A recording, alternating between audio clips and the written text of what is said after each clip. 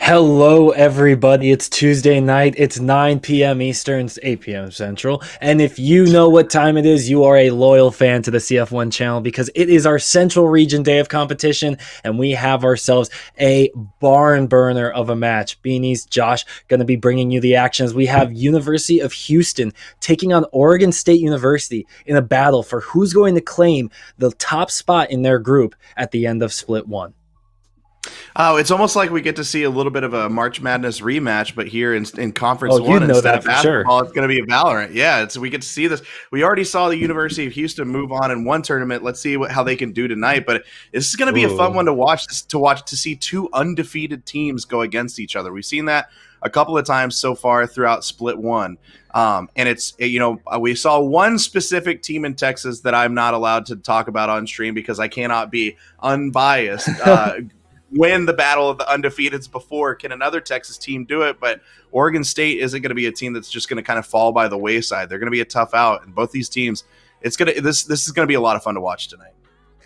Yeah, and Oregon State has actually won one of our fall tournaments that CF1 ran before we got to this more league format when we ran our tournaments. Oregon State, they have that resume already. And I mean, University of Houston, they're no slouch either. This squad also played throughout the entire fall split, constantly placing top 4, top 2, just not able to squeak in that one victory, I believe. And hopefully this is going to be the start of their stampede toward that second split, as we're going to be looking to see how they cement themselves in that momentum game moving forward. But on the other hand, we have our second Central Group also to take a look at, folks, because while we have Central Group 1, we have Central Group 2, and this is going to be where our friend Josh may find his home as Texas A&M is leading out the group after they absolutely demolish the DePaul Blue Devils in the previous undefeateds matchup we saw not too long ago. But I think the more interesting topic of conversation in this group, Josh, is the bottom part of the group, because as we all know, the top 6 teams from each group move on to Split 2, which means in this case, 4 squads are getting kicked out. And you can see that UT Dallas, Seneca, and Utah State University are all battling it out for those final 2 spots. Yeah, I mean, the last time we got to cast together, we talked about how important it was going into the back half of Split 1 to really make every single match count. Honestly, make every single map, make every single round count, because that's going to be your life. And now that we're at the end of Split 1, there are 4 teams that are going to have to go home, but specifically one of those 3 teams that you just named, it's going to be interesting to see how they compete at the end of this split here. And UT Dallas kind of, it's up to them to really make sure that they solidify themselves in this group, but it's going to come down to Seneca and USU. Which one of these 2 teams is going to be the one that comes out on top? We could see both of them win, right? We could see both of them win. Then it comes down to a tiebreaker, but it's interesting that it's played out this way and they've kept it close. But Utah State, I'm calling my shot right now. I think Utah State and UT Dallas end up being the 2 teams out of those 3 that make it in with Seneca just barely on the outside looking in. No judgment, nothing like that. I'm not trying to hurt anybody's feelings. That's just how I see it. Yeah, Seneca's just going to be a little bit on the outside looking in here. Yeah, that may be the case. I mean, you're allowed to have your opinion, Josh. Everyone knows I have my own opinion. I throw my opinions online every week talking about these power rankings, as hopefully we're going to see Lawrence pull those up for you lovely folks. As we have another weekly edition of the power rankings, and the team that shall not be named suddenly disappeared from my list, and that just means good things for the rest of the squads on that list. And honestly, something I want to point out, which I'm actually really excited for on my list, is Cal Golden Bears coming in on that 10th spot and squeaking in, showing up for the first time. I think they're really going to be a force to be reckoned with in the West, that arguably is our toughest division in all of CF1. Yes. Oh, absolutely. I'll say this. There's a lot of green arrows in there, Beanies. I know you've gotten a lot of flack the last few weeks for your rankings, but there's a lot of green arrows in there. When he who shall not be named disappears, it allows the rest to rank up at that same time, That's very true. I will say this: he who shall not be named, while they may not be in your power rankings anymore, if we had a meme game power ranking, they have the hottest memes on Twitter right now of all these teams. Yeah, Oh yeah. that was my favorite last week going into it, and they really owned it. And then they didn't. They ended up not pulling it out. But it's hard for me. I feel like Oregon State, at number 5, I feel like that's a little low. But for the most part, I feel like you hit the nail on the head with these rankings. I know you got your Scarlet Knights up a little bit higher than I would have them. But again, I love seeing Texas A&M up there at number 2. It's hard for me to go with Kieran and Scott's power rankings when you've got my guys, my Aggies, up there at number 2. But overall, I think I'd have Oregon State a little bit higher, but I think these power rankings look pretty good. And I do think that UC Irvine as a team and the Cal Golden Bears, those two teams are ones where, yes, they may be down closer to the bottom of the power rankings. I know you've got them in yours, Kieran has them in his, but they could surprise a lot of teams. We've seen it happen before, and they could surprise as like a 7th ranked team, 10th ranked team, something like that in the power rankings. And UC Irvine also is one of those schools. A lot of these schools, actually, now that we've had collegiate esports sticking around for almost, I want to say it's going on, nearly a decade at this point. But collegiate esports has been able to cement itself in the scene, and UC Irvine is a name that really comes to mind as one of the early forerunners for cementing collegiate esports as a legitimate avenue for athletes to pursue. So honestly, UC Irvine, I know them back from my collegiate Overwatch and esport days. They're always going to be a university that you have to respect the name of in of itself. And I think, again, being in the Western region, which is our most jam-packed region of skill across the board, they're really fighting for their lives out there. And come split 2, they're really going to be showing what that battle-hardened state did for them. Yeah, absolutely. I mean, you got to look at the competition that they have to run through in the West just to be able to put themselves in a position to be able to win. They have to go against San Jose State. Exactly. They have to go through San Jose State. They have to go through the Cal. They have to go through Oregon State. They have to go against Washington, WGA. Like that's not an easy group to go through. So a team like UC Irvine, we've seen them do it in StarCraft 2. We've seen them do it in Overwatch, time and time again. But in Valorant, they're really making a name for themselves, and they're going through really tough competition to be able to do it. Them and Cal as well.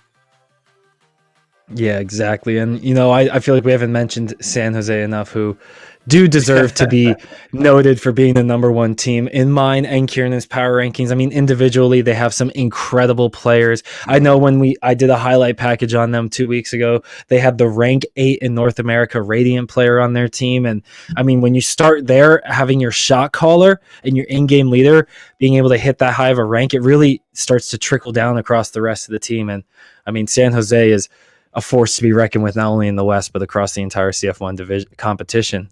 But yeah, it's funny. It's funny how that happens sometimes with a team that's just so good like that. It's not, they don't become an afterthought. Nobody forgets about them, but it's so you talk about the other teams that might be making moves, or they'll have let's see how they can do against this team. But San Jose State is one of those teams that's just so it's like Alabama in football, or any other sport. They're so good, consistently good all the time. You're just like, oh well, there they go being amazing again, and so they almost get lost in the shuffle. But you're right, we have to continue to bring up they are one of the most dangerous teams in CF1. They're one of the most dangerous teams out there, and any team, whether it's Oregon State, Texas A&M, University of Houston, whoever it is, they're going to have to go through San Jose State to call themselves the champions at the end of the day. Exactly that. And they can call themselves champions, but if you guys just decide to throw a couple bucks our way now that we have a nice new status on this channel, you can call yourself a subscriber of the CF1 channel. And we actually have some pretty cool little incentives for you guys to be throwing some subs our way. You can see currently set at 50 active subs, so you got to get those subs in soon, because every month those subs got to reset and be re-upped. And Scotty only has so much money in his pocket, so please throw him a bone, people. He can only gift out so many every time he gets paid, my friends. But if you want to see myself, Kieran, and Scott talk about our power rankings on a live stream, when we hit 70, we'll do that. 75, a knife show match. 100, we'll get some casters playing ranked together. I know my man Josh is practicing for that exact moment to happen when he gets his Omen 5K on stream. I'm already seeing it now. It's going to happen. I just got an ace earlier today. How hard would it be able to get an ace in ranked? Come on, I can do it. Exactly. And 125, the community gets to choose our next stream matches, and we got some custom CF merch to throw your way. 150, a caster cosplay I'm trying to get in on, and Scotty, CF1 Scotty himself, dyes his hair white, and that is leading up to the 225 sub incentive, Scotty cosplays as Jet. And oh man, I can only dream of how good that man will look. I cannot even begin to describe to you how badly I need to see Scotty cosplaying as Jet. More than anything I need in the world. Look, I've got a wife and kids, and usually their well-being is my top priority. Not anymore. My top priority is getting to 225 so I can see him cosplaying as Jet. I need this, and you need this. We need this. The fans need this. The conference needs this. Everyone needs to see this. So let's get to 225 as quickly as possible, people. Scotty and Josh are going to be in chat just throwing gift subs away, just trying to hit that 225 marker. Yeah. Yeah, it's happening. It's coming. Get ready. Get your Jet outfit ready, Scotty. It's coming. But as we are just waiting for the last few preparations to be finalized for our two teams, remember this is a battle for number one, so both these teams got to make sure everything's set in stone, get those last few training shots in on aim labs or on the practice range, wherever you are. But I want to take this time to talk about something that was actually released today. You guys may not be seeing it tonight in competition, but come tomorrow, we will be seeing some changes to Valorant that are going to be looking very spicy. I had a chance to look at them and talk with some players. Josh had a chance to do the same. And, you know, it's really, I think the biggest talking point, Josh, from these changes that we're seeing tomorrow is what's happening to Viper. Yeah, you know, Viper's an interesting character. We've seen buffs a couple of different times in the last few patches where they really want to try to balance Viper into being a more playable character. They want to find a way for her to fit into these team comps and into the meta of the game. And some teams, you know, especially in the pro scene, you've seen some teams try to find ways to utilize her, and she's definitely got some good sets. In the EU on offense, she's got some good sets, and they thought, you know what, let's buff her a little bit more. And so she definitely has some good buffs. You know, decreases to decay. Decay over time has decreased, but now her toxins are a little bit more effective. They've increased the amount of decay it causes. A lot of like pick up and reuse some of her abilities. There's a lot of cool stuff that they're doing with these patch notes, and it's going to be interesting to see if like anybody pulls a Viper out tonight. As we're going into this right now, Oregon State looks like they're already pretty set right now as Neon's trying to figure out who they're going to play, and U of H is trying to figure out where they're going to go. I'd love to see a Viper tonight. I don't think we see it yet because the patch doesn't go live until tomorrow. But going into Split 2, I'd be curious to see if we see just a little bit more Viper play. And we've talked about it with a few different people. I think Viper has a role moving forward in the meta in this game, and they're going to continue to buff her. They love her. She's a cool looking character. She's an interesting character. She's got crazy utility. So I think that the way they're patching it and the way they're buffing her is really to make her a must play type character. And after these changes are made, I'm going to be interested to see where some of these teams go, how they utilize her going into Split 2. Your agent. Well, as we have our agent select for Ascent winding down, it's our map number 1 of this best of 3 for first place in this central region here. As OSU and UH finalizing those agent lock-ins. Looks like there was I'm not sure if they didn't lock in their agents or is it just a little delay, but nonetheless, we are looking at Ascent here. And you know, Ascent always has been a map that, while being unique with the kind of looks you can take, especially with when Sage was played a lot more, peeking over these walls, as you can see here in CT spawn. Nowadays, you do see Ascent tends to be very much, I want to say, it's very taboo to walk across this middle of the field, and it becomes sort of like a smoke barrage, a cooldown explosion until teams decide, hey, we're just going to hit that go button. Yeah, you know, we used to see a lot of people kind of feel out and poke mid a lot more, and now it's like, you know what, no, all we're gonna do is we're gonna smoke off mid, we're gonna smoke off cat and a catwalk, and we're just gonna feel out where everybody is. And you're right, like you just see a bunch of utility just get blown immediately in the beginning, and it's interesting to see. You know, I've seen a lot more lately, a lot more hard B pushes than anything else, and you used to see like a mixture, like you'd see a split push on A, you'd see a hard push on B, you'd see a mid push on B, and you don't see that as much anymore. You see more B main and things like that. Ascent's definitely in a really interesting place with some of the strategies. It's honestly, I think it's one of my favorite maps to play on, and it's one of my favorite maps to watch because I really feel like teams, both on offense and defense, have to be a little bit more strategic and play a little bit slower than they want to. But sometimes you see teams coming out here going a million miles an hour on offense, and the defense just doesn't know what to do because the meta lately has been, hey, slow play it, figure out where everybody is, figure out where they're setting up. And when you see an entire team smoke off B real fast, rush past and plant, you just don't know how to react in time. So Ascent's a really fun map to watch right now. I just want to give everyone a nice little update that the reason that Agent Select did not complete was because Jivey was in the bathroom, so you'll have to make sure you properly prepare yourself for this best of 3. It's going to be an intense one. You don't want any bad situations arising, so I respect Jivey. Just getting all situated, and we'll be back into the Agent Select and the game as a whole in just a moment. Hey, I've been there before when Mother Nature calls. Just be glad. Look, you always talk about my dad energy. Jivey just needs to be glad that we weren't in the middle of a road trip in my car because, look, we're not stopping for another 250 miles. So just be glad that he was at home where he could go to the bathroom. But yeah, you got to be careful. You got to be ready to go. This could be a long sit down, so you have to be in a good place and feel comfortable. Speaking of feeling comfortable, my friend, I know we didn't get to touch on it much, and I know, again, the patch notes are not going live until tomorrow. But my God, my man Yoru's coming back, baby, and I am so comfortable. I am so ready to make some plays happen. The changes to Yoru, if you haven't seen already, the flash has a little bit of a quicker pullout time. His teleport is no longer kill refresh based. It's cooldown based, so it's like Omen Smoke now, which is insane. And in the middle of his ulti, he can now teleport to his E, which overall just gives him so much outplay potential. And even if this doesn't put him in competitive play, it gives me a better reason to just play him in my own games. Well, you know, what's really interesting about this, and one of the things that they said in the patch notes of why they wanted to change him is just his pacing and his play style is just completely different than anybody else that you've seen, right? Like, it's all just all or nothing in one moment, and if it works out, great. If it doesn't work out, uh-oh. And they want him to be a little bit more consistent across the board as we're about to kick off right here in our first round. Yeah, talk about consistency. Well, you talked about just exploding on the site here, and look at this. You got Koi just jumping right into the middle of it, dashing with the tailwind, but Neon is going to be picking up one elimination, and that's going to force off the entirety of the defense. No, I say that. Dragonfly was left there, and Neon also going to get dropped, so overall, it's going to be a 4-for-3 in favor of the UH Premier, who are waiting to put the spike down, but Eric does choose to do so eventually. Spike planted.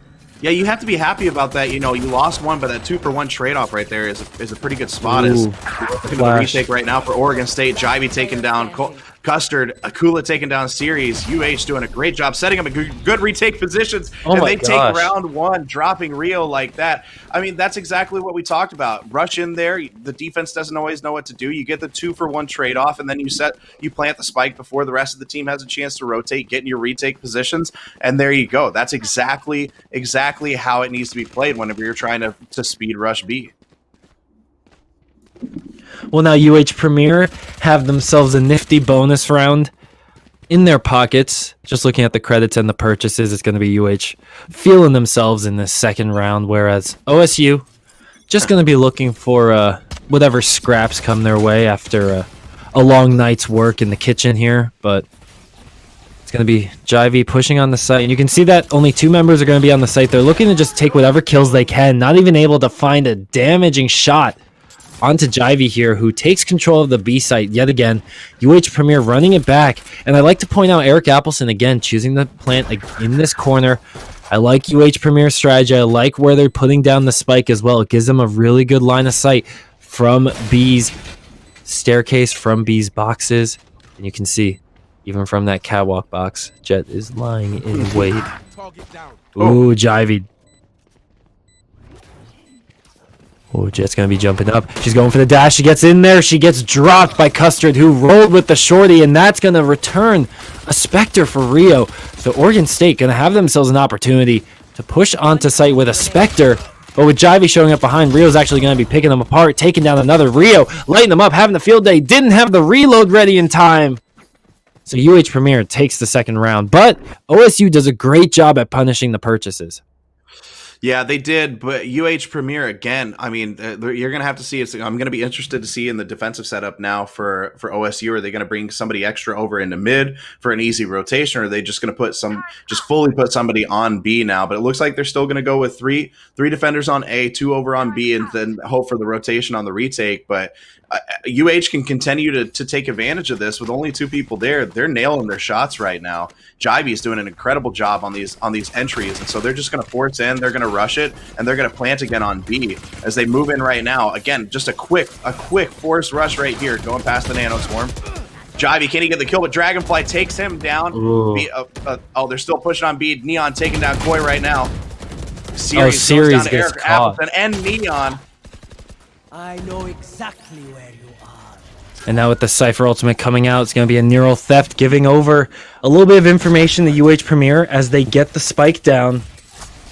Again, sticking with that corner plant, really forcing OSU to take control of the entire site if they want to get that spike defuse. A nice job taking down the recon arrow as well for OSU. You can see it's going to be actually Lehman Way choosing a great time to peek around the corner. Takes down one. Akula shows up and takes down Custard as well. UH Premier 3-0 coming out firing on all cylinders. I mean, they are just going so fast right now. They've got OSU on their heels. Gotta go fast every single time. Yeah, gotta go fast. But I mean, you look at OSU right now. It looks like we're gonna see a few sheriffs coming out. Let's see if they can do some damage with that. But this is gonna be a little bit of an econ round for them, trying to get their money back where they want it to be. But UH is just going so quickly, and they're just winning all of these first battles. It looked for a second like OSU was going to be able to stop them. They did a good job of stopping the B rush in the beginning, but OSU's got to rotate way faster than this. They look like they're going to bring somebody over and rotate pretty quickly. And again, the B site, consistently the choice for UH. If it ain't broke, don't fix it, my friends. 3-0, making it 4-0. But Neon was ready for it this time. Jivey, though, chooses a great time to peek around that corner, taking down the shotgunner for OSU. And yet again, we have OSU stuck with retaking, but Rio, a nice left click with the Sheriff, going to even the odds here at 3 apiece and give over a Vandal to the OSU squad, who looking to successfully retake the site for the first time. And again, the Sheriff's showing up massively for the OSU squad, but the assault rifles are even better. And UH 4-0 already. Jivey is just on something today. He is playing Akula too. Both of them are playing very, very well. But this 2K right here is just absolutely incredible. It's the right amount of aggressiveness, right? You don't want to be overly aggressive in a situation like that, but you want to be aggressive with knowledge. You want to feel like you're in a pretty good position to make a peak like that. He peaks one, gets Me a with peak the two. over. Yeah, Jivey is doing a really, really good job. And the coolest. Shout out to our Sentinel players getting top frag. OSU, though, looking to stabilize now. After almost coming up with a thrifty round win, they look for a cheeky showstopper, but no B-site for the first time. Rio, though, taking matters into his own hands. A shock arrow and assault rifle, 2-for-1 combo. And now OSU has the momentum on their side, but the spike is going to be planted at A-site for the first time. And now OSU is going to have to try and retake this site, which they have yet to even see the spike on for the entirety of the match. And Koi gonna be taking down one, taking down second, lines the heads up beautifully, knocks them down. Lehman Way gonna be sniffing out Rio, giving over UH Premier the location of the final member of Oregon State. Rio, he's taking down the arrow. He's looking for the members. He has to get the spike down. He has to go for the defuse. He has to try and get at least half of the spike before he can try and force a fight here. But they're holding off their line of sights. They're just playing with Rio. They're playing with their food. They get one. Rio almost turns on Corey, but that's going to be the 3K for the UH Premier Jet. And that's going to be a 5-0 for the UH Premier.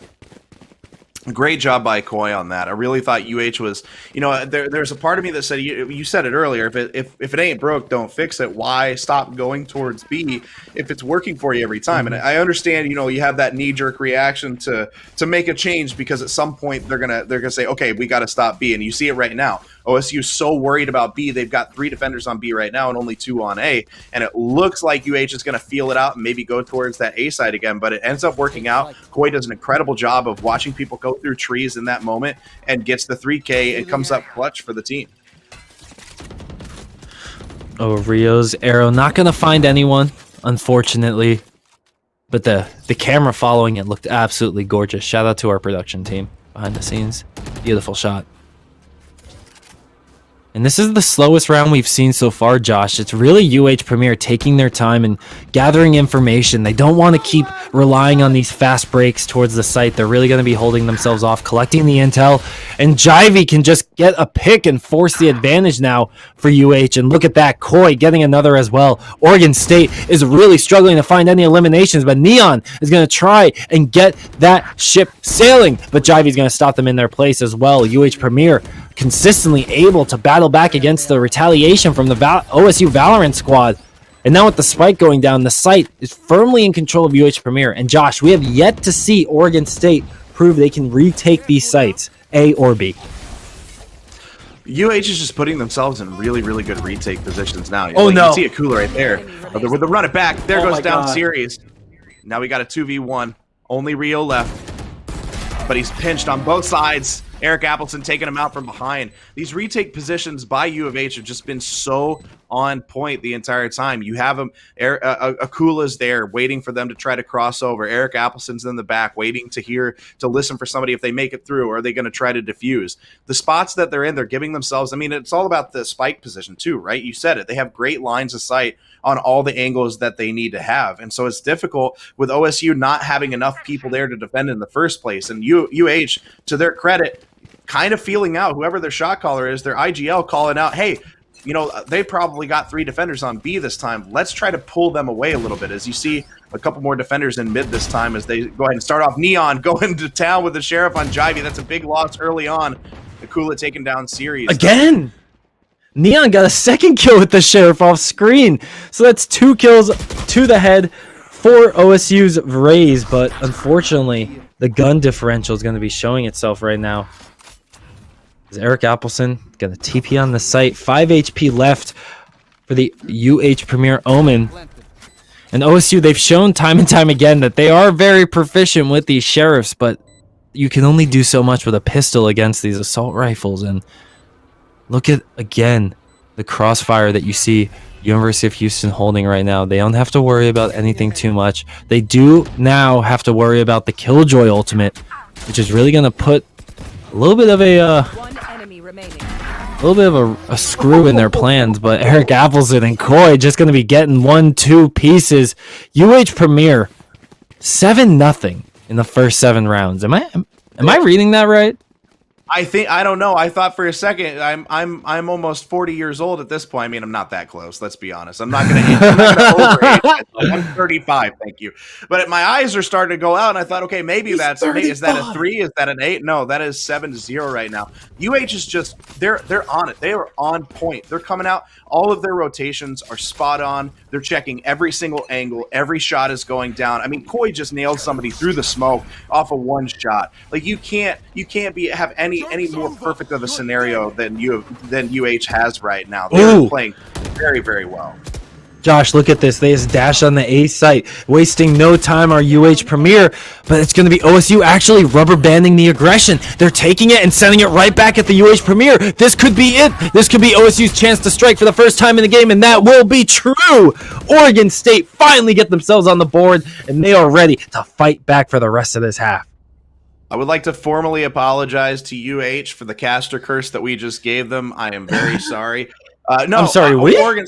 Yeah, you said it too. We both brought it up, but I don't know what you're talking about. OSU doing an incredible job of rotating over and really just stopping the plant and just being a little bit more decisive. Like, where are they? That's a good call out. They're probably going to go to A this time. They end up going to A. Everybody's there to stop them from even getting the spike down in the first place. So great job by OSU to at least make this map a little bit better for them, only being down 7-1 now. Oh no, Jivey's going to be starting it off strong for the UH Premier to bounce back. A neural theft's going to come through. Hunter's Fury gonna respond from Rio. No eliminations to be found. I don't think any damage. Yeah, no damage either. So it's going to be Dragonfly left alone on the B side. Going to get dropped. Jivey having a field day, picking up a 3-piece. Looking for the ace now is going to be the UH Premier Phoenix, who has the opportunity to do so. Rio gets one. But again, OSU is going to have to try and retake on this B site, which we've seen time and time again. UH Premier are incredible at holding, but Series is looking to fight back and carry the team themselves with 2 eliminations and just 2 members standing in the OSU way.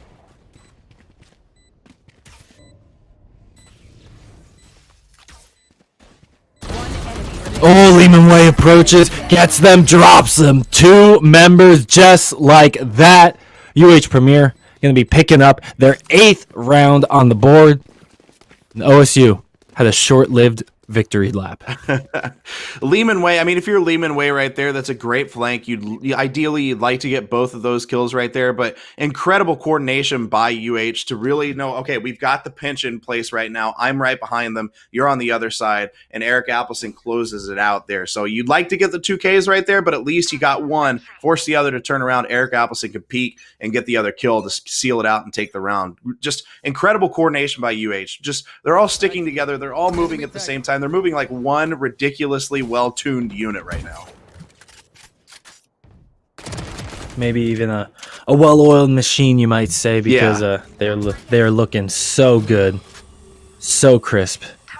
And honestly, even in the round they lost, they looked so confident just dashing onto the A site now. That's the kind of aggression you need to keep this kind of momentum and keep this lead going. As Rio's trying to hold this peeker's advantage, tries to anticipate a flash, gets dropped by Koi. Series, though, able to pick up the fallen teammate, trades out one, gonna use the ult, or get dropped in the ultimate, excuse me. As UH Premier are looking and able to get the spike planted.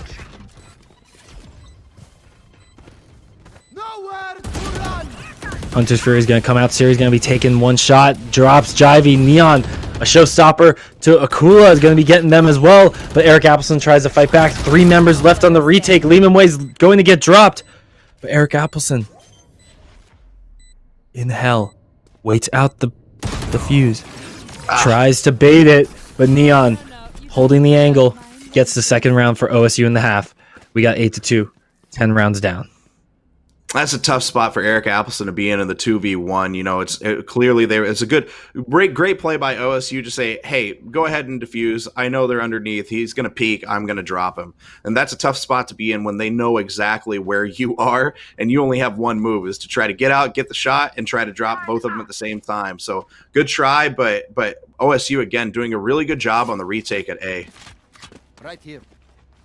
Placing sentry.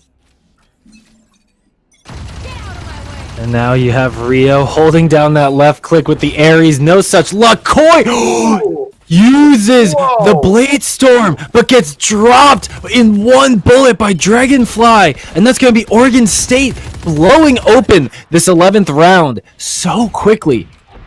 Houston just has 2 members standing, Josh. That's all they have left. And they look so confused. They don't know what to do next.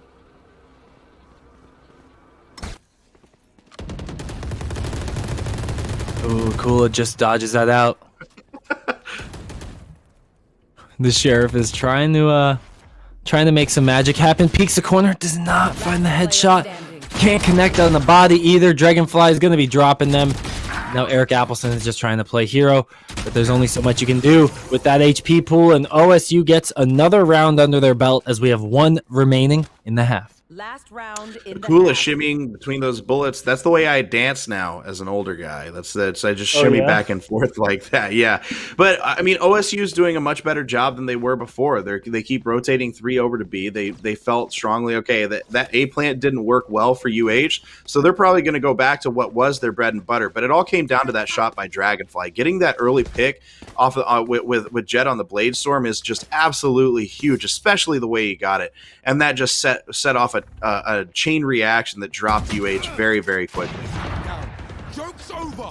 Ooh, talk about getting dropped quickly. Rio with the operator going to be dropping Akula incredibly fast. And that's going to have Jivey just running it down right through Market. But they don't see Rio's just lying in wait. And Dragonfly's going to take the opportunity to take down Koi. And the operator on OSU still stands. 3 members of UH have to try and win this out. That's going to be Jivey winning the duel against his counterpart Series. But Dragonfly taking the odds back in their favor again. OSU finally are able to find their footing here at the end of this first half. And they're doing it off the back of these big kills and consistent play from this team. Oh, Eric Appleson, and then the operator shot the shock arrow into the snipe. It was calm, cool, collect, and it looked so dang good. Oh, UH Premier. They have Jivey trying to fight back here, but after a sick trick shot like that, it's going to be hard to come back from that one.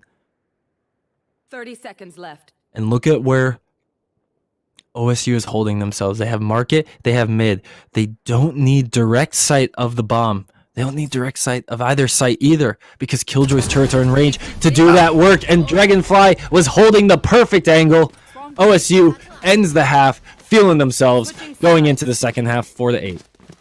There's not much Jivey could have done there. OSU doing an incredible job of locking down any potential area he could have walked past to try to go towards A.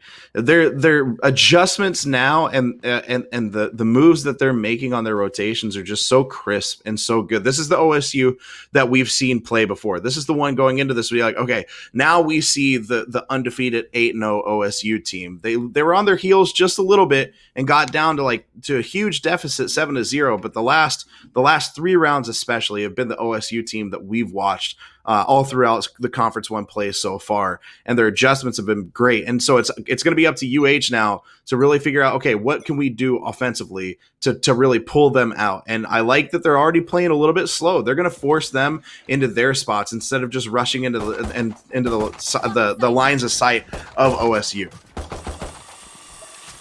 We're already seeing OSU take a different approach than the UH did in their pistol on offense. UH were already planting the spike on B site by this point, but with OSU, you can see they're going for that more cautious approach. They're going for the more calculated information gathering approach. They want to know who's playing on what site. They want to know what kind of weapons they're dealing with in this pistol round. And as the spike still has yet to be picked up, Akula is feeling the pressure right now, but trying to keep it cool there. Sticking to what Cypher does best. Playing the intel game. And now you can see UH Premier ultimately choosing to defend that A site. They have one anchor over on B, the Jet, able to get back quickly. Omen holding that mid, but Right here. OSU, in just what has to be a matter of seconds, are going to be making their push onto this A site. They have cooldowns still available. 30 seconds left. They need their smokes.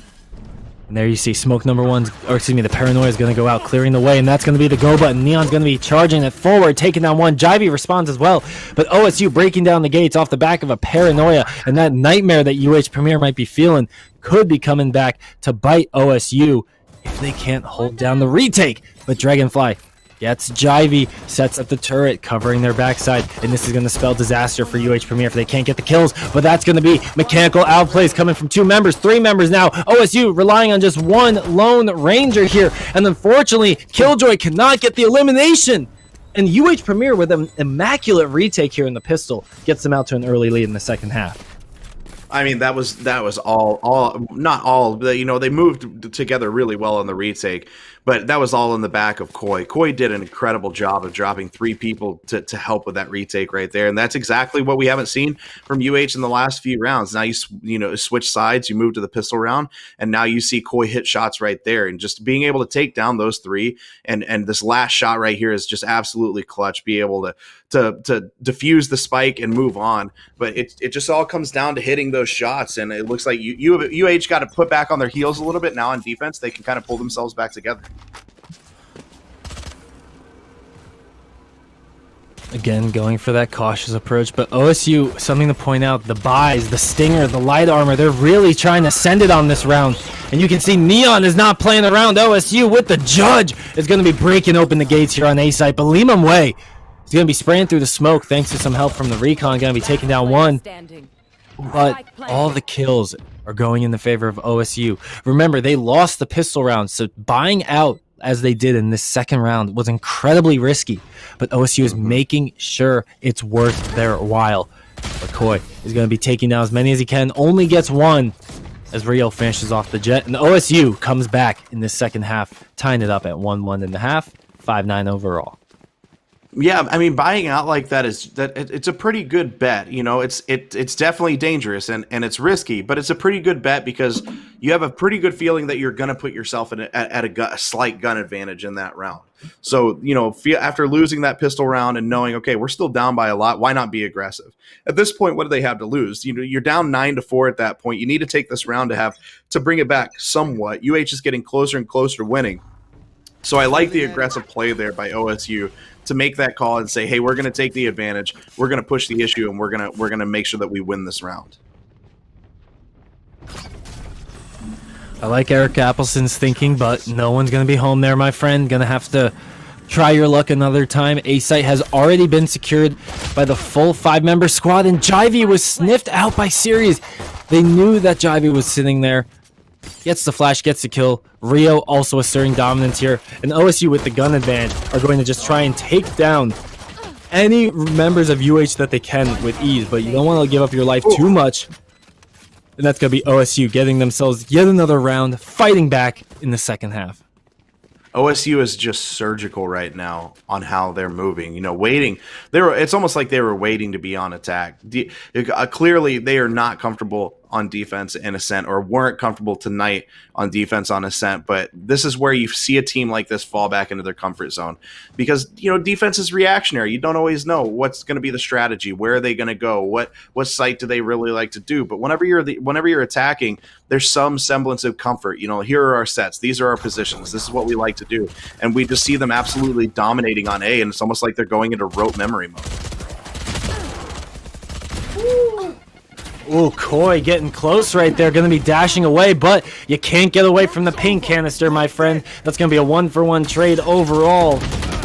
And now Sirius trying to send it forward with the run it back, but gets dropped instantaneously, leaving OSU trying to fight back after that, and they're doing just fine with that, picking up 2 kills off the back of those Spectres. Now it's going to be in UH's hands to try and retake as they did in that pistol round. Again, at just a highly disadvantaged retake. You know, you see Neon there is low health, but it's still a 4v2. A tough spot for Eric Appelson and his teammate to be in right now as they start the retake, but Neon sneaking up behind. Going towards Cat. Eric Appelson has no idea Neon's there. He's peeking trees, and there goes Neon taking down Eric Appelson. Limon Way up in heaven. Can he go towards the spike? But it's a 1v3. This is a tough spot to be in. Or 1v2, tough spot to be in. Gets the drop right there, but has to move on and save because you're not going to get that spike. Great job by OSU to get the plant and hold off long enough to win the round. Yeah, very nicely done. And now 7-9. They are fighting back so well.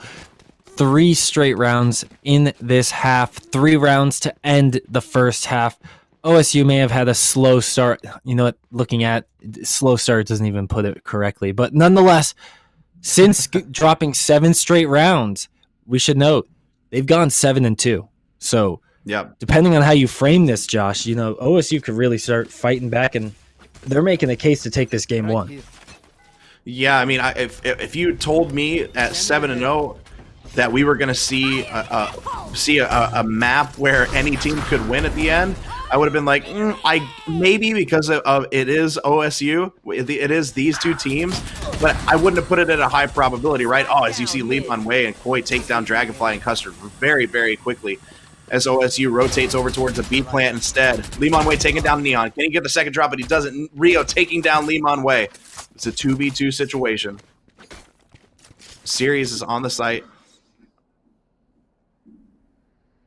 But Eric Appelson and Koi both, they've got eyes on the spike. This is a huge advantage for UH right now. And Koi really holding a dead zone at this point. Not going to be seeing any action. Both members going to be facing off Eric Appelson, who might have turned away at the worst time. But Gets behind the corner at the best time, able to avoid any damage to himself. Now just has to avoid the spray and pray coming through the smoke. No such luck to be found, but the shock arrow from Rio time and time again is just so dang good. And then Series finishes off the round yet again. And that's going to be OSU just one round away from tying this game up.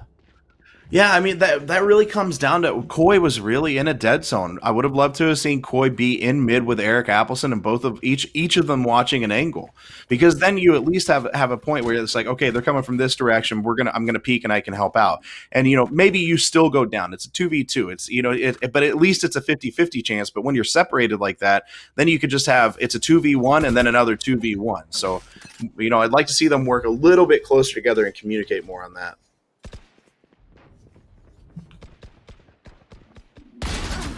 Series runs into Koi, takes them down. UH Premier losing their jet early on.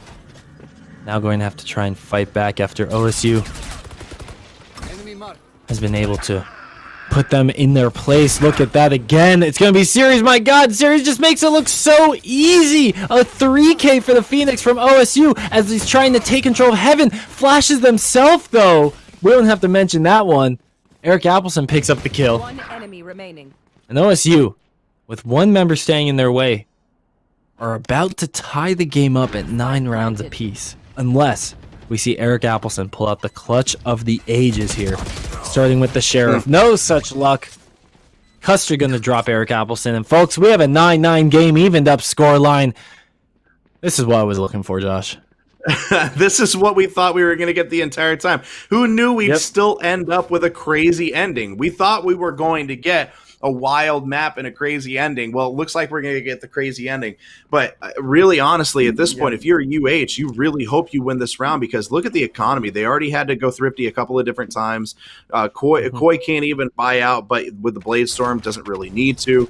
But they have to win this round or their economy's trash, and OSU's now up 10-9, and they've got all the momentum in the world. The Series takes down Koi with the Blade Storm as a huge loss for UH Premier, as Limon Way does find Series there, so you get a 1-for-1, but losing your jet with a Blade Storm active is a big loss. It's going to be interesting to see how OSU reacts now. Where do they go? It looks like they're still going to feel out the map a little bit.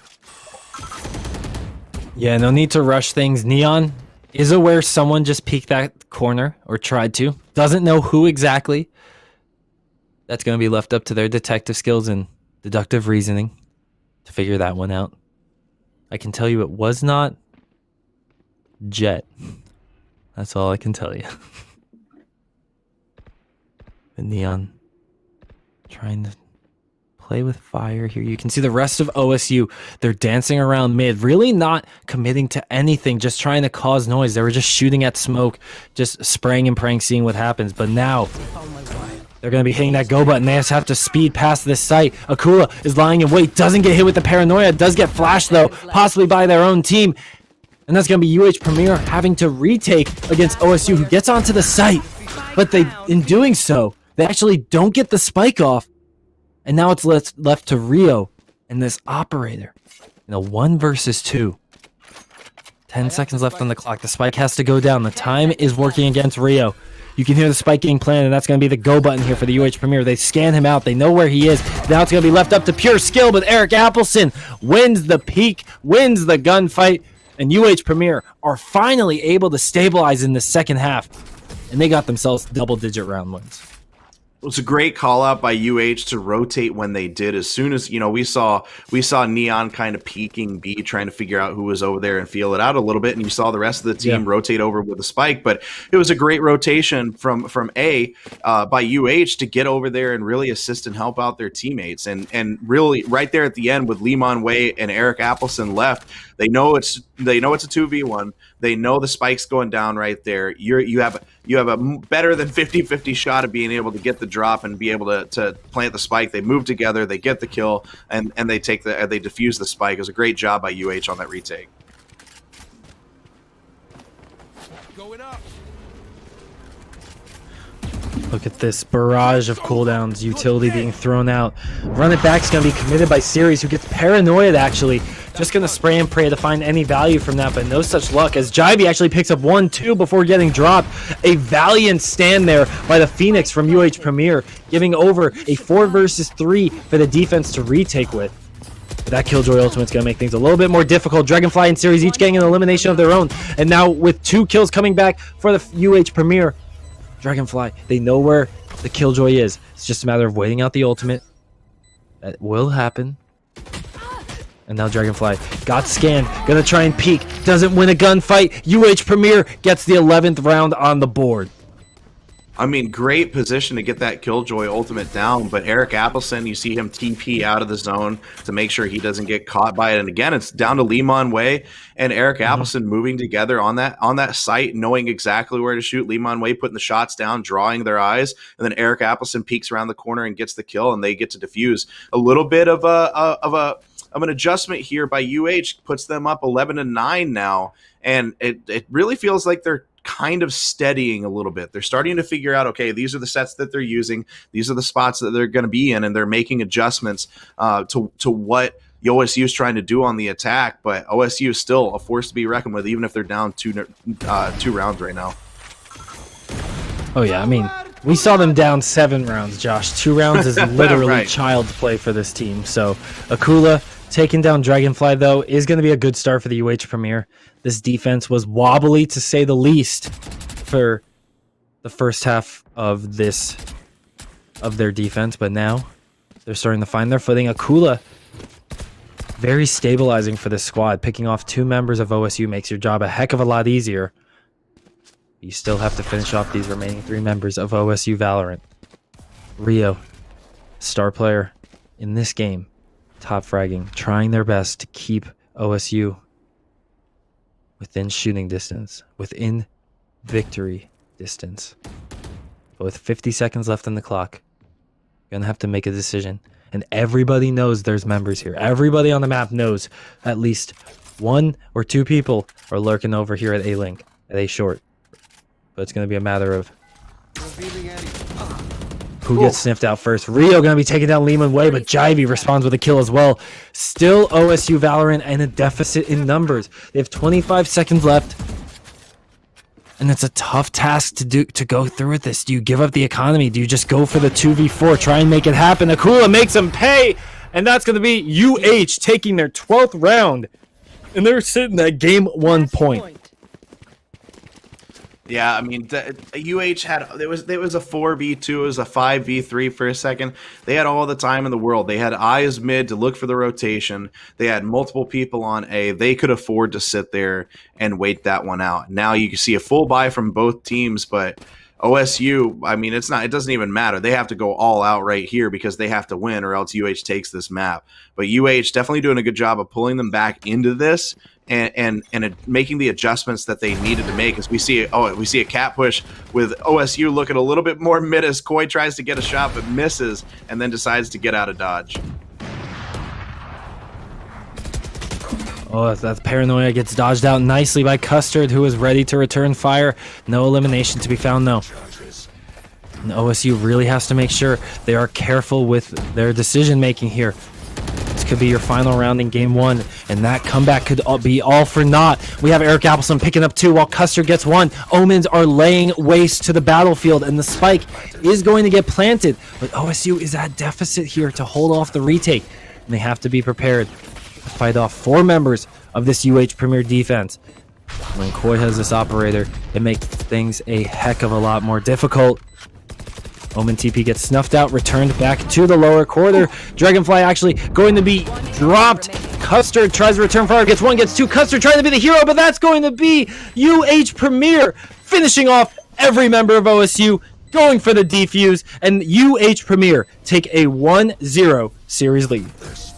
OSU did such a great job of making the adjustment to try to attack from a different position, but UH doing a good job making the adjustment and rotating when they did. Eric Appleson really in those last few rounds, maybe we saw his name up there for a few kills in there, but he was really the person that was stabilizing them. He was the one that was like, okay, let's slow play this just a little bit. We're not going to be overly aggressive. I'm going to pull back a little bit. I'm going to reset myself. I'm going to reposition, and I'm going to attack things a little bit differently. We saw Ivy do the same thing, but there were a few rounds there where it was Eric Appleson and Levon Way just slow playing it, trying to feel out where they were on the retakes, and really coming up big for UH Premier. I mean, it got a little scary there for them. They had the 7-round lead, and then OSU goes on this huge run. Incredible job by UH to be able to make the adjustments, counter the run that OSU went on, because honestly, I thought, okay, they have all the momentum in the world. How are you going to take this momentum from them?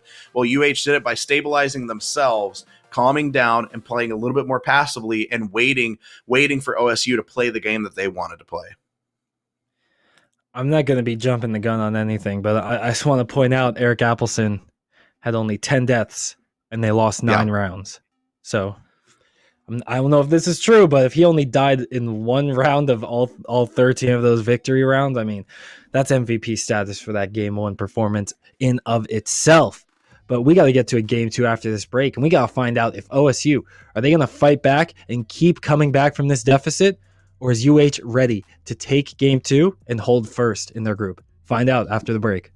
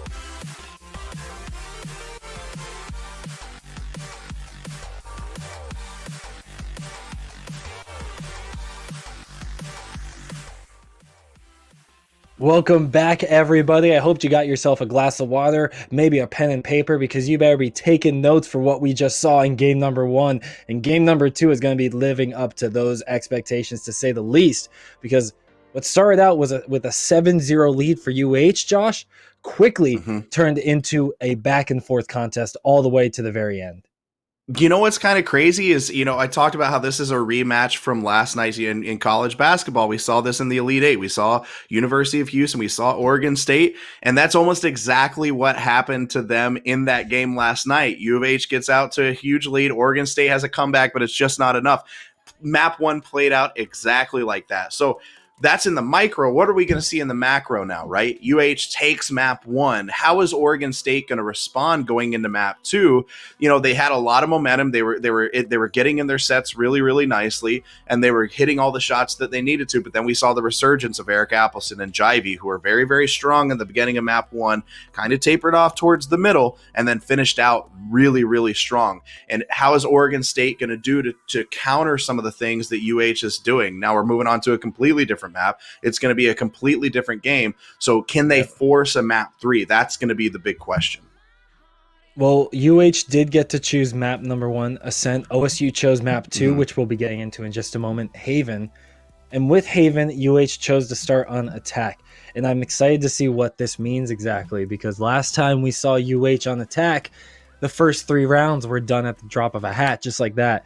And I want to see if they can pull out the same thing on Haven, which is a map that lends itself to that kind of offensive aggression much more because of how spread thin the defense can really be on this 3-bomb site. Yeah, and really it's going to be kind of interesting to see where they attack first. We know that they're going to be aggressive, and we know they're going to move quick, because that's just the type of team that UH is on attack. They like to be aggressive, they like to rush. But are we going to see an A rush first, which I feel like is what we're going to see, or are we going to see a C rush? Are they going to go straight down C main, or are we going to see a split push through garage? So there's just a multitude of different ways that you can attack Haven, and it's going to be interesting to see which way UH goes first. And honestly, on defense, what are we going to see OSU commit to? Are we going to see only one person defending C? Or are we going to see a little bit more of a balance between all of the different areas? And Haven can be such a difficult map to defend sometimes. A lot of people say, well, Haven's really a 50-50 map. I don't think so. I think Haven definitely lends itself a little bit more to the attacking team. So UH, even if Haven's getting picked, choosing attack first, being an aggressive team that they are, it's going to be interesting to see how they approach it and how Oregon State tries to counter. And something I like to think about with these kind of situations is what agents we're going to see teams pick. Are we going to see them go back on something very tried and true, maybe just stick with the same exact agents running it back on the new map, or are we going to see them change things up just a bit? And something that I really liked about last week's match that I got to cast, Rutgers versus Penn State, was we saw Rutgers consistently run their Sky. And Sky, I know, was played a lot in Europe, especially in Turkey. I was a big fan of the Turkish VCT not too long ago. And what I was really impressed by was the Skies on Haven and what Skies capable of doing for a team when you only have yourself maybe a Jet or a Raze as your duelist. On Haven it would be Jet typically, but what you can really do when you have those birds entering with the flashes, when you have the wolf scouting out for everybody. And the neat tool that I learned from the Turkish VCT was actually using your ultimate on Sky in tandem with the bird and basically forcing a double-edged sword on the opponent. Do you shoot the bird and let the ultimate hit you, or do you shoot the ultimate and get flashed away by the bird? And it really gives Sky this really nuanced, I guess, capabilities where she has so many tools that she could actively be using that just it can force the defenses or the opposition's hand so much. So I'd really like to see maybe a Sky come out. I don't want to say for which team, but this is just, speaking from the heart and wanting to see some nuance in our compositions. Now I'm hoping for double Sky. That's what I want. I want to see double Sky from both of these teams. Is that but like if we're advanced double rainbow? Yeah, that's exactly what it is. If we're doing wish lists, I'd love to see a Viper, but it looks like OSU is going to pretty much go with the same set that they had before. I think we're seeing a little bit of a switch on some of the characters. Everything's staying relatively the same. We're going to see the same set, but UH not locked in yet. Yeah, do you Dragonfly over on the Cypher? I do like the Cypher pick here. Having Cypher can lock down, and it's you put Cypher on C, he can lock down C. completely. Just have him over there with all of the utility that he has, all of the data that he can get for you. And if he says, hey, they're coming C, then you can get a quick rotation over there. So I do like the Cypher pick there. But it's interesting. UA is still trying to decide what they're going to do and how they're going to pick this. I do like seeing the Killjoy on Eric Appleson right now. Josh, we should point out that you might notice Premier, they have their 5th member, Pure VNS, is actually swapped in for Jivey. So Jivey, the Phoenix player from previous round, is not going to be here, but they are sticking with that same agent. Interesting choice here. We do see some alterations on who's playing what. Eric Appleson, formerly on the Omen, now playing Killjoy. Akula, formerly on the Cypher, now on the Jet. Koi, formerly the Cypher, now on the Omen. And so it's going to be interesting to see how, even though these are the same kind of agents we saw last game, excluding the Killjoy Cypher swap, it's going to be played very differently because of each player's unique play styles and what they can bring to the table. And I'm excited to see how plays this differently. But meanwhile, on the other side of the board, the only real swap we have is Neon going over to that Jet and Dragonfly going over to the Cypher. It's interesting to me to see. I'd love to know the reasoning behind taking Koi off a Jet and putting Koi on Omen. Typically whenever we see maybe like a Sentinel switch or something like that, but your Jet player is your Jet player, and it's interesting to see a swap like that whenever Akula was on Cypher before Koi was on Jet, and you see the complete swap with Eric Appleson going to Killjoy. So I'd be interested to know the decision behind that. Not saying it's necessarily a bad one. You just don't see that very often. C Long is going to be played with here as possible first location of the offense's push. Oh my gosh, look how aggressive this A-long push was, and that's going to be punished actually. Premier is able to take down Neon, who in tandem with the Phoenix from OSU pushed all the way up that A-long, and they just get eliminated behind enemy lines now, and you're not Ryan, my friends. No one's saving you this time around.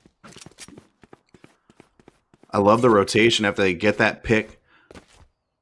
Rotating more over to A, trying to feel out a little bit more. They know C Long's not the play, but now it looks like they're going to look to split push through garage.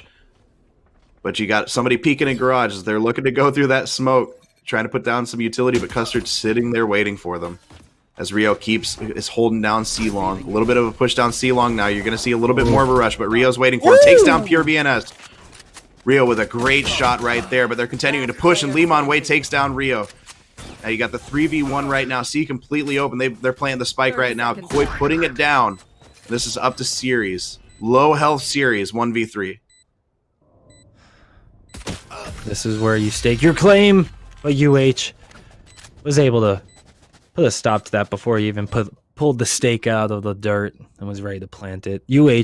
Coming out ahead 1-0, similarly to last game, taking that first pistol round on offense. And now you see kind of trying to force these buys just a little bit more. Luckily, they've got the economy to do it after taking that first round. Except for Eric. That's interesting. Yeah, forcing a little bit more, except for on Eric. He's going to go ahead and save a little bit more. Typically, you see people kind of do the same thing, but they've got a plan. I do like the adjustment that we saw from them in the last round. Whenever you see the aggressive A push by the defenders, they decide to readjust, make them sweat it out just a little bit more before they start going back on C. As Pure VNS takes down Dragonfly already on C. moving very, very quickly on the C side with Koi taking down Custard. Oh man, Koi is honestly just holding down W key. If you told me that key was stuck on Koi's keyboard, I would have believed you right there. Because that was all they were doing. Held W and then held left click with the Spectre, and it worked beautifully. But now Rio tried to find the cheeky little headshot with the Sheriff and no such luck, and now he's going to try to get away, but with how the economy works and saving, you don't really want to save right now. Go down firing. Does a great job at picking off one member before dying, but ultimately UH is going to take that round, and it's 2-0 now, Houston. Again, you see UH just move so quickly. It's going to be interesting to see how they buy right now. It looks like OSU on that save is going to go ahead and full buy. Oh, the replay. But Koi, again, Koi jumping, getting people jumping around corners, but again, just on the move, being able to, the Spectre is so useful in these early rounds. Yeah, it's All really right. a back and forth with whether you prefer Stinger or Spectre. I feel like it could be up to personal preference, but maybe after the Stinger nerfs not too long ago, Spectre's just the go-to option, as you see all the players love it as well. But Custard rocking this Phantom here, going to have a little bit of an advantage even in these close quarter situations. Gotta make sure you find the head though to take advantage of that. And Akula, look at that, just holding W, heading on the site. Gonna be charging along the rest of the team, but Custard's gonna be holding down the fort, getting the 3-piece on 4K. Custard looking for the ace. Still has a chance to get it. Rio did not lose the gun trade, was just looking for an opportunity to give his teammate the ace. So Rio's ultimately a good teammate, and now the bomb firmly in control of Custard and OSU Valorant. It's gonna be real tough for UH to come back from this, but Pure showing up in this second game of the series, missing game one. This is a good chance to get yourself started on the right foot. Ooh, peek in the corner, tries to find someone, gives away their position, doesn't find the headshot. Now it's going to be smokes. It's going to be tough. You have the firewall though. You got to make sure you use that. Blocks the line of sight, nicely done. Seconds left. It's all about the mental games. How do you peek? Can't find the shots, is aware of one location. He's gonna have to pick up the spike and get any kind of progress. But no, Neon gets the headshot, takes him down. OSU gets themselves on the board, 1-2. And, that really came down to OSU. Again, you see them be a little bit more aggressive on their buys, and it paid off for them. If it doesn't go their way, then their economy is a little bit in a little bit scarier of a position, but they go with a little bit more of a force buy. But now, because they forced it, because so many people went down, now we're going to see the Guardian come out. We're going to see Dragonfly figure out what they're going to do. We see a little bit more of a half buy, and UH is now going to be a little bit more at the gun advantage. So while it worked for you, you took the round. What does that do to your economy in the long term? UH is looking pretty good. Neon taking down Akula pretty quick though, but Pure VNS destroying Neon right there with the payback. Now they're just holding W, charging on the A site. You see the smokes are blocking out both Heaven and CT. Nicely done just to prevent any clear shots. And Koi gonna get the spike down, and the rest of UH Premier are ready to deal with the retake from OSU. This defense gonna have to break through a Killjoy who got set up post plant. A very difficult task to do, especially when all the utility is available to them. Eric Appleson and Dragonfly both striking down a member. But Series gonna be taking OSU into the advantage slot. Spraying, gets the diffuser. Koi gets another. My God, check this dude's mouse. Finishes off a third. Koi is absolutely insane and gets the round for the Premier. Koi is just on a different planet right now. We saw this in map 1, just getting the shots through the smoke, but to be able to get the 2 and still be able to pull off that 3K right there at the end, absolutely clutch moment by Koi. In one clip, and now you see Koi is 9-1 through 4 rounds, 9-1, and doing a great job of really just sniffing out those OSU players that come through. The first one, I get it. You know where the spike is. The second one in one shot, the headshot through the smoke just on a whim, is absolutely incredible. That's just game sense, because he's probably thinking when he shoots those shots, if someone's holding that angle, they're going to peek and return fire. And that's honestly just a mental win through and through. But Dragonfly winning out with the utility right there is going to take down one, and the UH Premier going to have a short-lived advantage as they now have to go up against the 5-defender squad of OSU. Rio with the flank takes down his clone, and that gives the OSU squad an opportunity to not only pick up weapons, but actually give them over, because Akula was ready for Rio to hop back into vision. And OSU, they still have the advantage in the round, folks. Do not count them out just yet. They have the defense. UH Premier, though. Akula's going to have to make some big plays. Gonna have to really put... Oh, Dragonfly gonna drop Akula, and Eric Appleson's gonna follow suit afterwards. Dragonfly picking up a 3K there for OSU, and that's gonna be a second round on the board for Oregon State. Nice flank by Dragonfly to be able to come behind. I thought Akula heard him for a second because you could hear the footsteps, but Dragonfly being slow, being methodical, still getting that pick, gets the 2K at the end. OSU did a much, much better job of getting themselves in the right spots as we saw, an attempt to push through Garage. they were ready for it, and UH kind of got caught with their pants down a little bit. Didn't think they were going to see so much opposition in Garage, and now you see UH has got a little bit of a half buy. They're going to be at a disadvantage now. Neon taking some shots but missing. Oh, this is an aggressive push by UH, being at disadvantage, but they got to close the gap with the guns that they have. Oh my gosh. Pure takes down Akula with the molly. An unfortunate friendly fire, and Rio's going to take full advantage of that. Dropping Koi. That's the top fragging Omen, no longer in the field of play. So Pure is going to have to try and do some damage with only 25 HP left, if that. Eric Appleson, though, with the Spectre, putting in work, leaving us with a 3 versus 3. No more. Oh, make that 2 versus 3, because UH Premier are dropping like flies here, folks. Rio comes up with the fly swatter. Cannot finish off the third, though. Eric Appleson has an opportunity to make this happen, but doesn't see that they're coming from behind, and Dragonfly is going to bring down UH Premier. We have a 3-3 tie.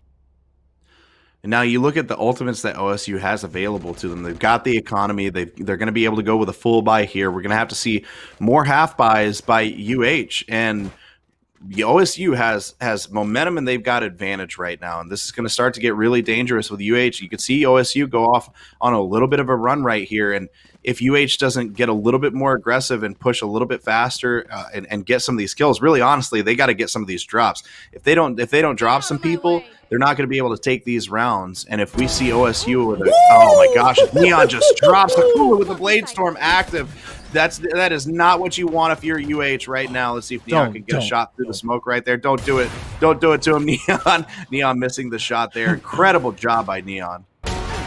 Oh my goodness. Another one, pure VNS. Oh, that's... He went to the barbershop and asked for a little bit off the top, and he took a little bit too much, because that was a beautiful headshot. My God, Neon with the downward flick. Oh, it's just so nice. Neon now holding down the C long. They do not have spike, though, Josh. Important to note, Neon isn't aware of where the spike is, nor is OSU. So UH still has that working in their favor. Oh, just misses the shot there. But now the recon arrow is going to sniff him out. A nice dash to get out of no man's land. But Eric Appleson with the Sheriff and Lehman Way with the Ghost. What am I seeing? The pistols are reigning supreme. But no, I got ahead of myself. And it's going to be the assault rifles of OSU bringing us back down to earth and getting their first lead of the game. I mean, you're just seeing a really good job right now by Dragonfly and Rio, as we see this shot again by Neon taking Akula out really early on. I'm watching Dragonfly and Rio do such a great job of flanking and getting behind. Like, it's such great game sense to call out and say, okay, this is the position that they're in, and they're just working their way around and catching UH by surprise. And now you see OSU, they didn't have to burn any of their ults. They've still got those. They've still got great economy. They've got a gun advantage right now. And UH is kind of on their heels a little bit. It's getting very close to what we saw UH do to OSU early on in that first map. It's going to get really dangerous for UH coming up quickly. As Rio's trying to get a little bit of information right there. Dragonfly keeping an eye on Garage. It looks like UH is a little bit timid right now, afraid to make a call one way or another. Oh, that they're going to have to make a decision quick. Series, though, actually peeks and takes down Koi in the nick of time. Incredibly done, not only taking down a member, but taking down the top fragger from UH Premier. OSU now as the defense and having that numbers advantage, Josh, it just lends themselves so much advantage throughout the round. They can hold the angles, they can play on their terms, and Series taking down his clone is going to heal right back up. And this OSU squad, 5 versus 3, is poised to keep this momentum. Excuse me, 5 versus 2, Rio. Sorry for disrespecting you, sir. 30 seconds left. Eric Appleson might be playing with fire here. Rio lying in wait. Knows someone's there. The smoke comes out, but it's from OSU's own Omen. So how will this work? Will Eric Appleson push through the site? No, it's going to be a save by the looks of things. Eric Appleson backing out. Lehman Way might be left stranded. Does in fact peek and take down Series. So ultimately trading 1 for 1. And Eric Appleson's going to get out with their life. That's going to be OSU getting their 5th round on the board. Eric Appleson takes him down. Ooh. Oh my God, Rio got a little too risky right there. Make him pay for it whenever he gets a little bit overly aggressive. Rio trying to look for the frag right there at the end, but Eric Appleson makes him pay. Just look at these buys by UH again now. I mean, you see Rio's busting out the Odin, still has 3,400 creds left. Neon's got the op with 5,800. OSU's in a good place for a few rounds. Even if everything goes poorly, they've got full buys for days. And UH is just in the poorhouse right now. Oh, the Odin's coming out, and Rio's getting 2 members for it. Lehman Way may have taken them down, but OSU gets quite the return on investment there. They're going to have to finish off the remaining 3 members of the Premier, though, and series. Going to be facing off against one right now. Koi peeks, does win the trade with the Spectre, rewards himself with a Phantom, but Neon going to be dropping Lehman Way on the other side of the map, and that is awful for the Premier. That's their Spike carrier who's been dropped, and Koi's been eliminated as well, leaving just Pure to try and take this 1 versus 3, but Custard stops it before it can even begin. Custard holding the tight angle there, and Pure VNS just stops right in his line of sight for the drop. And OSU is starting to go on that run now. This is what we talked about a few rounds ago. We've gone from it's getting dangerous for UH to it is dangerous now for UH, because OSU, with all the momentum, all the confidence in the world, I could see them going on like another 2 or 3 round run. Koi busts out the Vandal but has to go half armor. Limon Way busts out the Vandal but has to go half armor. That just the economy right now is in a really, really bad spot, and OSU is looking very, very good. Oh my gosh, Neon, what are you doing? You're playing with fire, and Akula, make sure you get burned there, my friend. That's the operator drop, and UH Premier are just storming through the gates. Akula already gets the reset on the tailwind, and now it's going to be attempts from the OSU Valorant squad to stabilize, and Dragonfly does a great job. Custard as well, finding their footing here. And UH Premier, they may have come out hot at the start, but they're falling apart at the seams now. They have the Killjoy ultimate, which gets stopped by Rio. And it's going to be UH trying to get themselves on the A site, doing so successfully, but they're going to have to defend against a 3-person retake on the OSU side. I love seeing the aggressiveness by UH, but just OSU's on point with their shots right now. Custard is finding himself in the perfect positions and just dropping him 1 or 2 shots every single time. But Eric Appleson taking down Dragonfly right there. Now this makes it a little bit more manageable, even though Eric Appleson's got low health. It's a more manageable 2v2. With OSU moving into the retake, they're on the spike. Yeah, the Hunter's Fury was there, and that was a beautiful hold right there. Ice in their veins, getting the spike halfway through the defuse, and now it's a matter of just getting the second half of that defuse down, spraying and praying through the smoke. Lehman Way's gonna find one, but Custard is injured. Custard can't get the second half of the defuse down, and UH Premier are ready to fight back at the end of this half. Very, very well played. You see the Hunter's Fury come out right there, saving it specifically for that plant or for that spike defuse, and then you see the shock darts come out. You give away position, and Eric Appleson's ready to pounce. Very, very well played by Lehman Way and Eric Appleson. And again, those two coming up clutch once UH gets the spike down. Even though it's a completely different map, it's those two that are really coming up big for UH on those retakes, playing it very, very well. Those two play very well together when they're in some really tough spots. Oh, Pure VNS taking out Dragonfly really fast. What? That was ridiculous. I couldn't even find a letter, let alone the words to talk about that one. But UH Premier, again, they're just hitting the nitrous and not letting go. They're already on the C site. They're ready to put the spike down, and Eric Appleson planting it for long, but Lehman Way loses the trade to Rio, and now it's going to be Rio controlling this C long. That really puts a hole in the plans of the UH Premier, giving up that side, and now Custard peeks out of the garage. Oh my gosh, the headshot, and then the shock arrows, the pressure. It's incredible. OSU just doesn't let up. But Koi, having to be the lone member to stabilize, gets sniffed out by the arrow. Oh, and now it's all mind games here, Josh. Now it's going to be up to who can win out in the mental battle, and that's going to be Rio. Getting Koi eliminated, getting the spike defused, and getting the 7th round of the half for OSU. That was I love seeing that play by Koi, but an even better play by Rio to just wrap around and say, okay, I'm just going to put myself against this wall and see and wait for Koi to come out of the smokes. I know they're not TPing out of there. I know they're just going to cross in front of me. Very, very great play by Rio. And again, you're seeing him come up really big for OSU in these spots where he's just hitting shots time and time again. And he's just putting himself in the right position for people to walk in front of him. And it's a great play by Rio to come up on these flanks and some of these lurks and drop 2-3 people each round. Neon peeking this A short, the operator, a bold choice. All it takes is one shotgun to peek that corner in your SOL.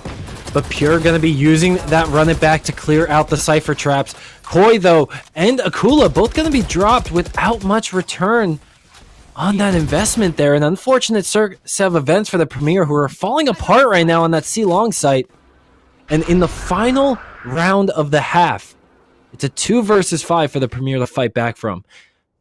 This is a tall task, but they're going to have to start somehow. They're going to have to find the first domino of this OSU defense to force to fall. Eric Appleson spots one. Pre-fires, no such luck. Confirms it's a Sova. Now with 2 members on the back of the site, A and B link, C link, it's tough to break through. Rio taking down Eric Appleson. And now Pure, the lone member with the spike, has only the Molly and the Flame Wall. That's just giving away their location to the Cypher. Giving away the location to the entire team. UH Premier going to have to try and somehow pull off a miracle. And I don't think Haven's on 34th Street, my friends. It's not anywhere close. And Pure is just standing in the corner. Every COD player's worst nightmare. And that's going to be OSU taking an 8-4 half over UH. The jumping into the corner right there just completely saved him from the Hunter's Fury, and I thought, okay, maybe he has a chance to drop a couple here, but no, couldn't quite hit the shots. But it was a smart idea to just jump in that corner and be like, I've disappeared, I'm not here anymore, don't worry about me. But again, OSU is just finding themselves in the right spot. You know, they decided to rotate more people over to C really, really quickly. UH again tried to rush, but they didn't fully commit to it. It's like they tried to throw some jet smokes over towards A to try to throw them off. It didn't work, and then you didn't see a full commit on C right away. And so UH kind of sitting in between being aggressive and being passive, and you either need to be one or the other. You either need to feel it out or you just need to rush it. And so far throughout the entirety of the night, the rush has worked for them, as you see it rushing through the garage right now. Move before OSU has a chance to react, and that's what's been working for him. As Eric Appleton gets himself in position right there.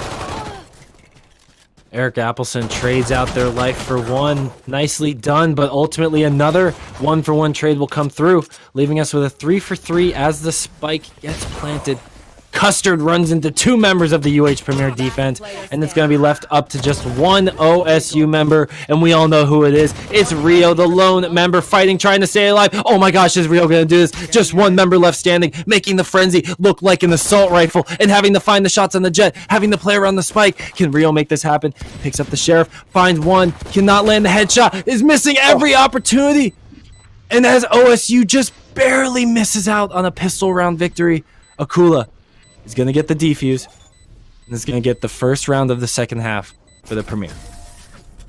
And see, that's OSU showed UH what they should have been doing all along. It didn't work out for them in the end, but they get the spike there, they plan it, and then you just see Rio, of all the shots that he made, you see Rio just miss a couple of shots there at the end. And U of H doing a very good job of reacting to that, but reacting just a little bit too late. OSU, I can see them making a really aggressive push now. It looks like they might feel out mid, maybe try to rotate over towards A after they feel it out, but you're still just going to see the Killjoy on C. Now, Killjoy can lock down an entire zone all by herself, but I wouldn't be surprised if you see a little bit of a mid push here and another fast push through garage by OSU. Oh my gosh, Akula just holding W right here, really playing with fire, and now going to have to get out of this sticky situation. Does so without dropping any HP, really just playing the mental game at that point. Ooh, and Series also playing with fire as well. So lots of very close calls for both sides. Mostly the OSU side, but they have gotten their player out. UH Premier also a little bit damaged. But we'll be seeing the first real battle of this round in a matter of 15 or so seconds as A Long is being fully committed to by the OSU squad. Sometimes sending all 5 through one site can be a difficult decision to make. And we'll have to see if that is going to be a good choice here. It's going to be a Spectre picked up, but no kills there because Series is putting in a clinic with both submachine guns. Pick your poison, it doesn't matter. But Akula is going to have to try and take matters into their own hand.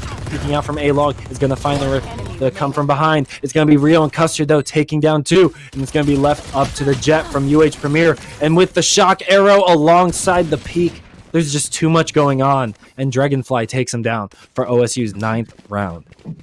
And so you see OSU, they waited just a half a second longer than I thought they would. They waited a little bit longer, but they rotate over into A. They decide to get in there and plant. And the retake positions are just, again, they're very, very solid. We saw this on map 1 when they went on that run. Their retake positions are good line of sight and good spots. They're doing it again now on a map that they chose. And Haven is a map we've seen them be really comfortable on before, and they're showing exactly why as they look. It looks like they're going to feel it out, maybe feel out mid, see what's going to happen, push through garage. See, it really honestly comes down to what you can get with those early pieces. Akula's in a tough spot as Rio takes Akula down with a shock dart. That is the last spot you want to be against Rio. We have not seen Rio miss shock darts from halfway across the map, let alone a lineup he can actually see. And now we're going to have to see if the UH Premier can bounce back from this one because they have 2 members left. Eric Appleson stuck with the classic, gets mowed down through the wall. Full metal jacket equipped to the 9s.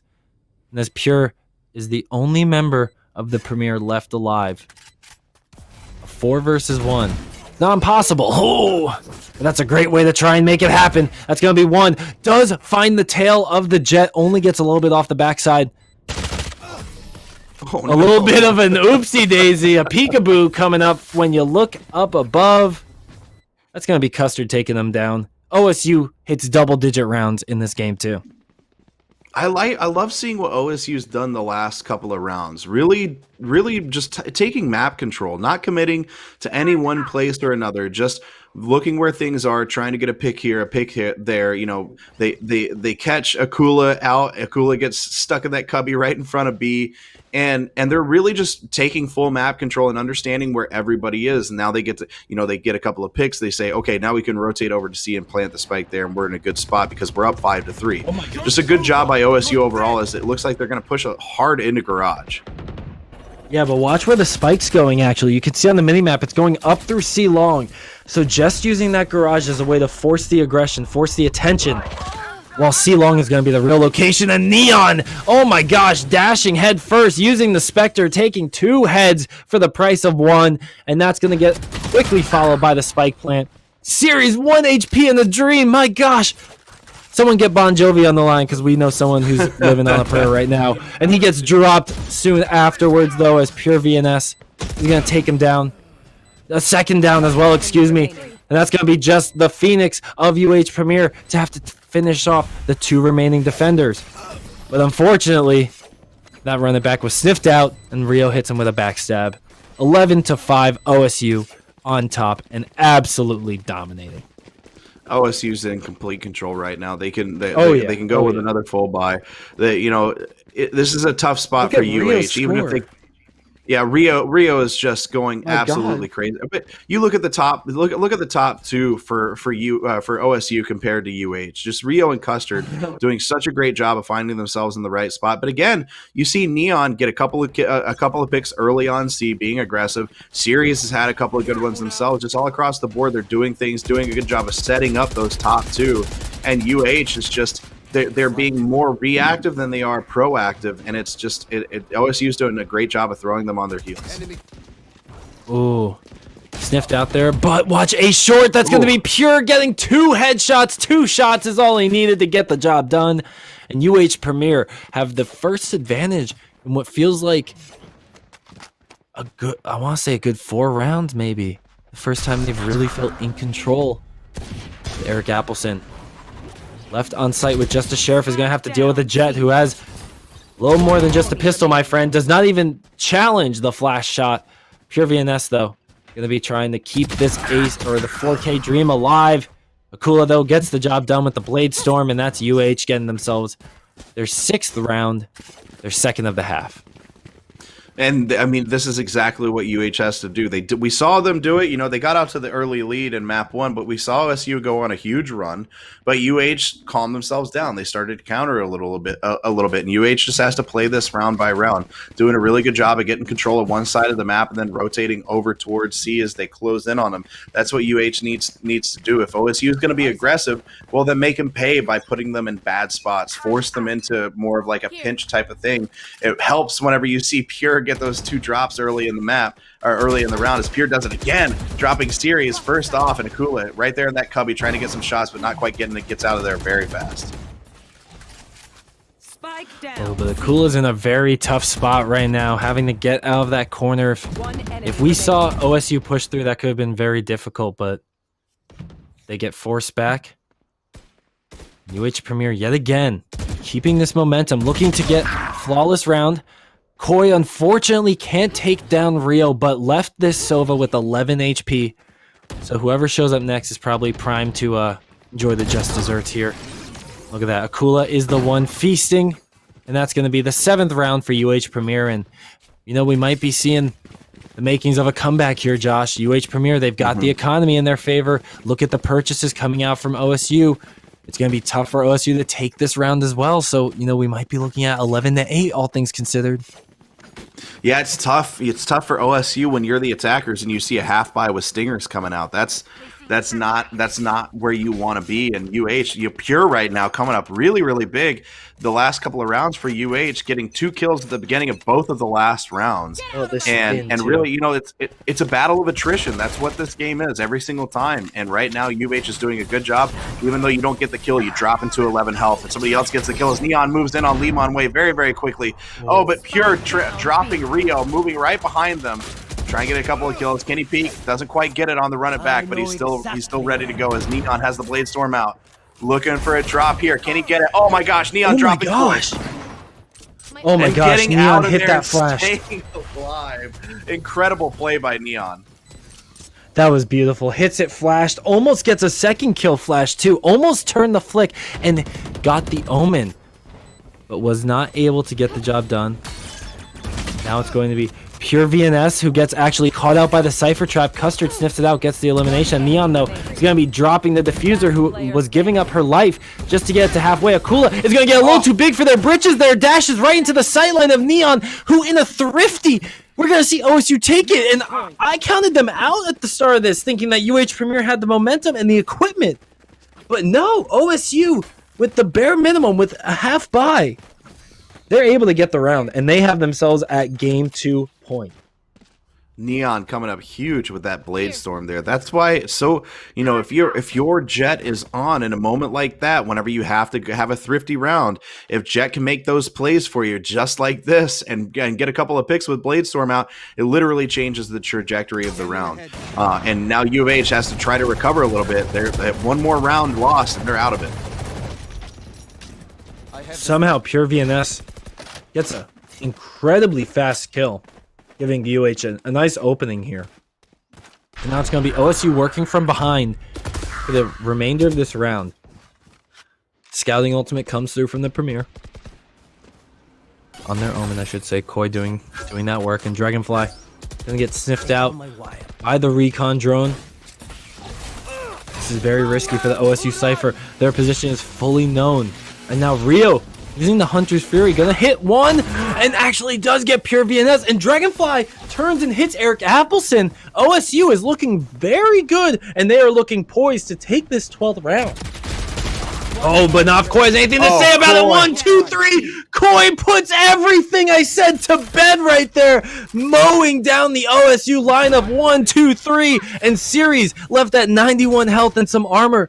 He's gonna have to take on the 2v1 to win the game for OSU. The flash comes through, and that's gonna be one. Just misses the transition, and Lehman Way with 4 HP keeps the Premier alive. Koi with just an incredible flurry of kills, just waiting for them to walk down that tunnel, and it's like shooting fish in a barrel in that moment. Just they had no idea what was coming for them. Just you see them run through 1, 2, 3, drop them all. Almost got the 4, but Series decides to drop him right there. Finally gets the shot off. But Koi coming up huge for UH. And look, it's not great. You're still down by 4 rounds, but you're definitely not out of it. And you've got money, you've got guns. Koi does a little bit of a half buy there, and then you see the Bulldog on Eric Appleson. So not exactly where you want to be, but it's definitely better than having Stingers and Spectres out there.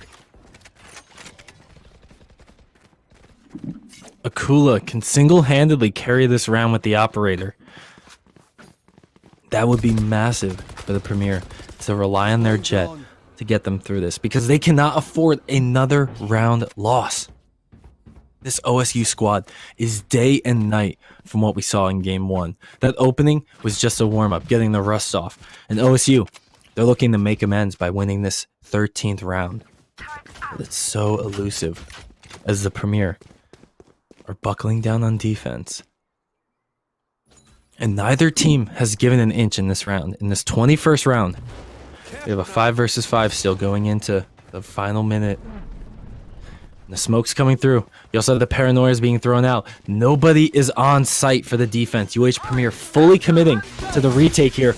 And it's starting off with the Hunter's Fury that sniffs out the plant, sniffs out Rio. And that's a massive frag, Josh. Taking down Rio is a huge start for the Premier. Oh, Akula gets another Series looking to play around with fire here. Does, in fact, have their location revealed, but gets 1, gets 2. Neon gets another. Oh my gosh, the round just flips on its head here. And OSU, they even the odds. It's a 2 versus 2. And UH, they have to take it back with just these 2 members. The flash comes out. And oh my god, Neon peeks and covers their teammate's side. But Akula gets 1. Akula looking for the second. And Akula can't make it happen. Series goes to game 3. And OSU are taking game number 2. 11 health, Beanies. 11 health was the difference between UH staying alive in that map 2 and 11 health. That's so painful for them, not for us. We just got to watch an awesome map, and now we get to go into a map 3. I'm excited about this. Look at what Rio did for OSU in that round. Rio coming up big time and time again, but Custard, Series, Neon, they were all there making big plays. And Pure, having Pure come in as didn't play in map 1, comes into map 2 and gets top frag for UH. That's a big deal, but UH just looked a little bit off kilter, especially whenever it switched over. Whenever they switched over to defense, didn't exactly look like they knew what they were doing. They weren't making the rotations quick enough. I actually love the way they played. They played the retake on that round. They didn't have anybody on A, but they lulled OSU into a false sense of security, and then bam, they decided to hit them. But then you get a couple of picks by Series. Neon gets a kill, and it flips the round on its head, and then that's where you get to 11 health, Beanies. 11 health. Absolutely incredible job by OSU to hold out for the win on map 2. Yeah, 11 health, that's 10 HP too much. That was just icing on the cake right there. And honestly, a very hard-fought and well-deserved Game 2 victory for Oregon State. And now all sights are set on that Game 3. We're going to be heading on to Split after this break, and we're going to find out who is taking control of this group. Is it going to be the UH Premier, or is it going to be Oregon State? Find out after this.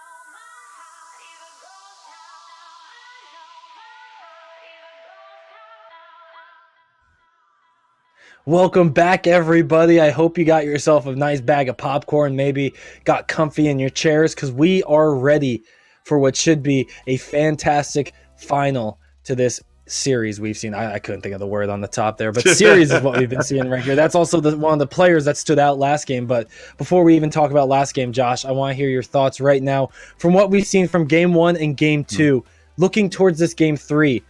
Do you know which team we're going to be getting? Are we going to be getting that OSU from game 1? Are we going to be getting that Houston from game 1? How do we know what we're going to be getting?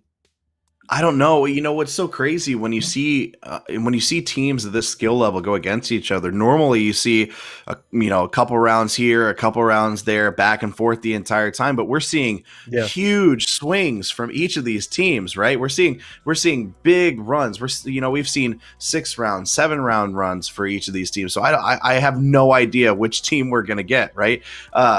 Is UH? We have OSU. OSU is on attack or on defense first on split. So are you going to see a UH attack that's gonna rush quickly again? Are they going to be aggressive from the very beginning, or are you going to see a UH that tries to feel it out a little bit more, take map control, kind of what OSU was doing in map 2? And I don't know.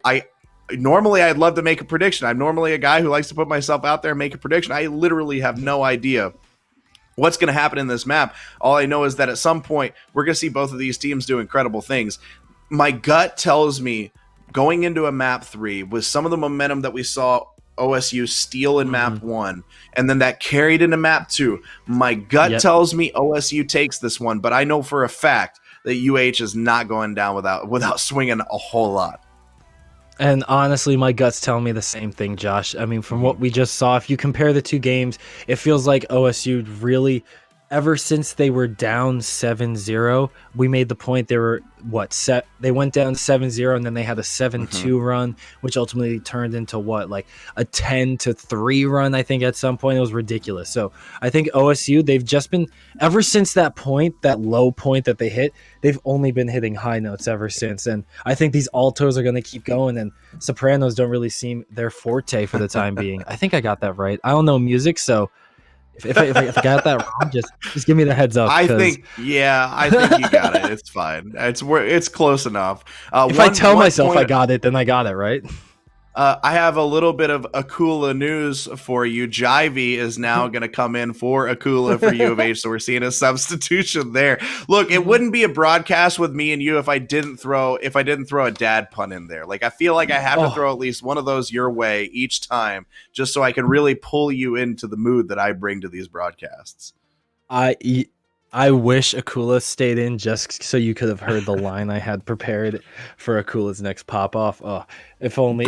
But go ahead and tell us. What were you going to say? We need to know, because now everybody's curious. This is the end of Split 2. It's all in right now, Beanies. All right. It was going to be Akula Matata, because what a wonderful play.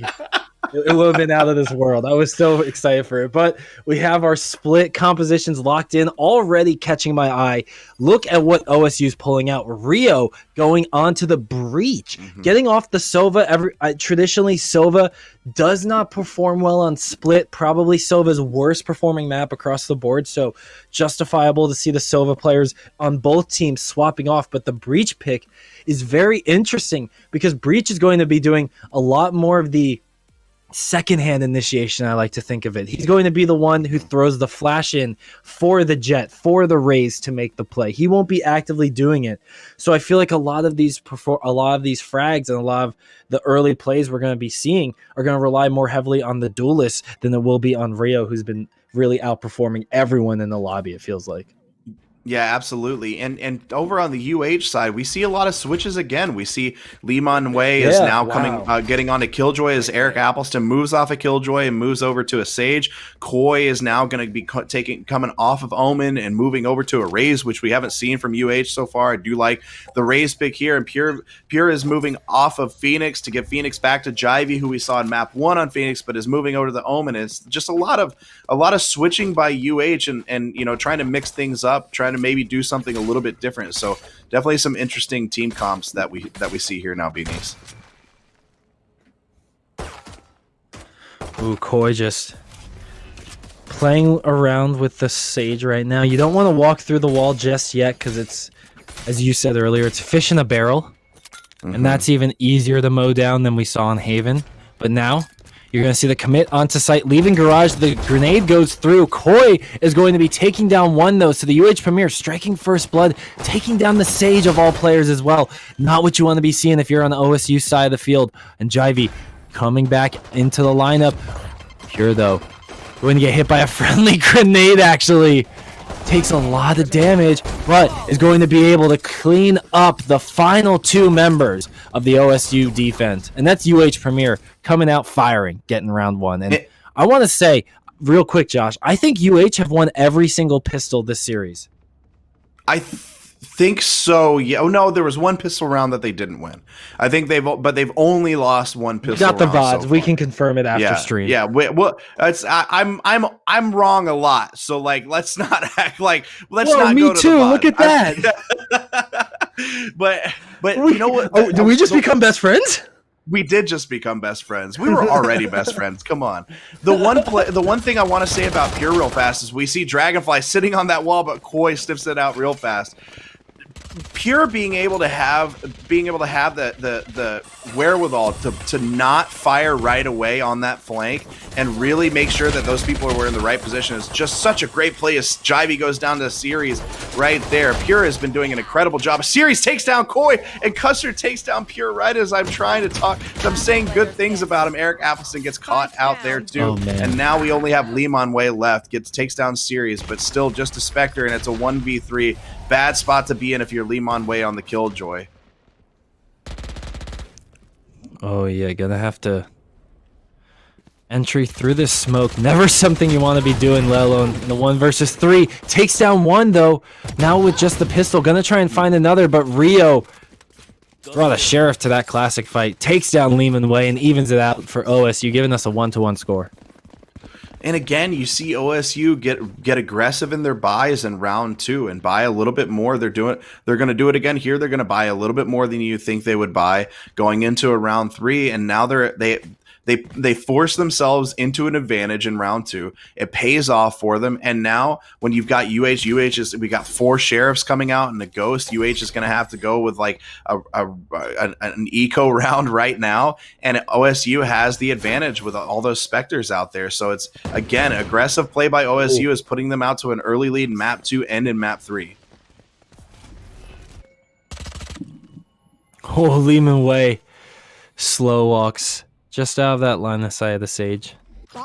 Spectre versus Ghost, it could always go either way at that point. But seeing how the Premier attack this with the limited buys that they have is going to be interesting because they can still afford to win because OSU is sticking with those bonus round purchases. So objective A for Premier is win. Objective B is take as many lives as they can. And Jivey accomplishes that second one pretty easily, dropping Sheriff with 1 shot to the head. And that's Dragonfly following along with trying to run into the Killjoy and does so. Drops to 15 health. Gonna heal that up. But Custard looking for 3 members here. Can't find any because Jivey just shows up. Gets another headshot with the Sheriff. Coming off the bench. Jivey trying to put in the performance of a lifetime in this game 3. As UH Premier and OSU deadlocked at 3 agents apiece. 30 seconds You can see the spike is being swung all the way down through sewers, going towards that A site, and Pure VNS taking down Neon. A site is entirely in the Premier control, and now it's just a matter of where do they want to set themselves up. Pure doing such a good job on those long flanks. You had the Jets just sitting there waiting and peeking for somebody to come out of there, but Pure on that long flank gets the headshot there. UH is doing an incredible job of countering and rotating over, putting OSU in a tough spot on the 3v2 retake. Even though they have the slight gun advantage, I wouldn't even call it a gun advantage now since we still got Pure. We still got Pure up with that Sheriff. And Eric Appleton putting in a good word or two for their Sheriff play, leaving just Dragonfly on the site alone. Paranoia comes through now with the P coming out of heaven, spraying and praying, trying to see whatever comes to fruition. Unfortunately, it's just nightmares as Dragonfly is stuck between a few bullets and an explosive. And they're going to choose lead as their way out of this one as UH Premier take the lead right back from OSU. And again, you know, that those shots by Jivey, those just being able to have the sheriff out there and get 2 picks like that the way Jivey did, just it changes around. And now you look at the economy of the two teams, you're going to see almost a complete full buy by UH deciding to go heavy. Eric Appelson's going to hold off just a little bit, go with a half buy with the Spectre. I understand, kind of put himself in a better position, but. Yeah, now you see the advantage. He knows, hey, Spectre and half shield, half armor. I feel pretty good about that because I know where their economy is at, and so now U of H has a little bit of the advantage, and now they've got the round advantage, being up 2-1. Oh my gosh! Watching Dragonfly just fall, it looked like it was just a silhouette just falling back right to their grave. It was a sight to see, but OSU. Firing back, taking down one member in the process. Unfortunately, though, with just the Jet and the Breach alive, this is a good duo, I will say. These two are probably the best two they'd have a chance at retaking the site with. That Jet with the triple flash combination can really work well, but it doesn't look like they're going to be collaborating too much, it seems. Jet staying up here on Heaven, might be running into that UH Premier Omen. No, also choosing to go through Ramen. And it doesn't seem like there's going to be very much time left for OSU. They're going for the exit frags. And Jivey might be walking right into this trap. The bait's coming through. He knows someone's in Ramen, but he doesn't know they're right behind him, and that's going to be one. Eric Appelson turns, takes down another. And with Neon being the last one standing of OSU. Picks up a Vandal, tries to make a play happen, but Lee Munway gets the 3K. Takes down every member of OSU. And that's the Premier getting another round added to their belt. I just need to say this. Jivey owes Lee Munway a pizza after this game. Or just go to Taco Bell, buy him some Chinese food, have it delivered. I don't care what. But Jivey going for the orb here, and Lee Munway just completely saves him from behind. He's like, don't worry, bro. I got you. You go ahead and get that ult orb. I'll take care of their entire team while you're just picking that up. Honestly, it looks like the way everybody has ever carried me in any game I've ever played. That is just the perfect example of that. But Lee Munway coming up really big right there. Would you call that the Lee Munway they carry you? That's yeah. Jivey's trying not to Lehman weigh his teammate down. That's what he's doing. Oh, I like where this is going, but I don't know if the audience will. So we'll cut it back for the time being as the puns are starting to fly off the handle, and Neon is reeling it in right now, taking down Lehman Way. But the res is there. That is one of the beautiful parts of having a Sage. Both teams having that Resurrect available nullifies that opening elimination, which really sets itself apart as an ultimate, almost an S-class ultimate in of itself. And here's yet another incredible ultimate. The Killjoy ultimate is coming out, and as you can see, 3 seconds until the lockdown commences. No players detained, but Rio is going to be running into the pure VNS sightline, taking down one. Unfortunately, does meet their maker there, and you can see the spike is actually in the hands of Jivey here. 30 seconds left. Avoids the showstopper. A-site is the choice, and that's going to be where the spike gets planted because Jivey takes down one. Oh man, just barely. We do see the Sage, I believe, from UH Premier getting out of the way. And now Heaven is really a dangerous place to be entering from or looking at in any way. The OSU has such firm control of this Heaven area, but they don't. Oh my gosh! The operator, the timing was perfect, but it was just the run it back. It was all a bait. Dragonfly has the Resurrect as well, whipping it out, getting Custard back alive. The OSU team flipping this round on its head as UH Premier try as they might to defend the spike. Wait. No, okay, it's not going to do much. It's not going to ruin anything. Jivey gets a 4K, and half those kills, I will say, came post-death. But you know what? OSU still gets the round, gets themselves a second round in total, and they're fighting back. Yeah, this is a good job by OSU to kind of slow play that retake and set themselves up in a position. They were kind of in a bad spot for just a second, and then they pulled back, they waited, and then they decided to go, I'll move in at the right time. Lehman Way kind of got caught out just a little bit in between while they were trying to pinch. I like the rotation by UH, just the retake positions weren't quite there to hold OSU off.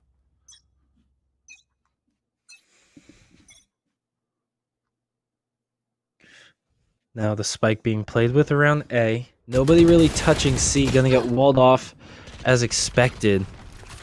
And Neon getting left with a few shots on the backside, but nothing to be too concerned about. Pure should be worried about this, though. Series, the double peek comes in, and Series reaps the rewards, taking down the first member of the UH Premier lineup. The operator blind shot does not hit, but Dragonfly will make sure that Lee Mun-wei gets eliminated. And the UH Premier squad takes control of Heaven, but at what cost?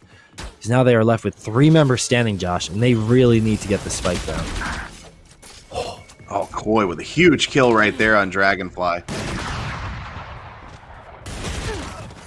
The operator, the blind shots through the flame wall, they cannot connect, and that's going to be Neon trying to find where these 2 remaining members could be. The showstopper comes through, fires it off the wall, but a beautiful satchel charge away from the showstopper keeps alive the OSU Rays. But Koi dropping Neon for a 3rd kill, looking for the ace. Last player standing. Not line up that shot, leaving just 1 member standing, but Series does not miss.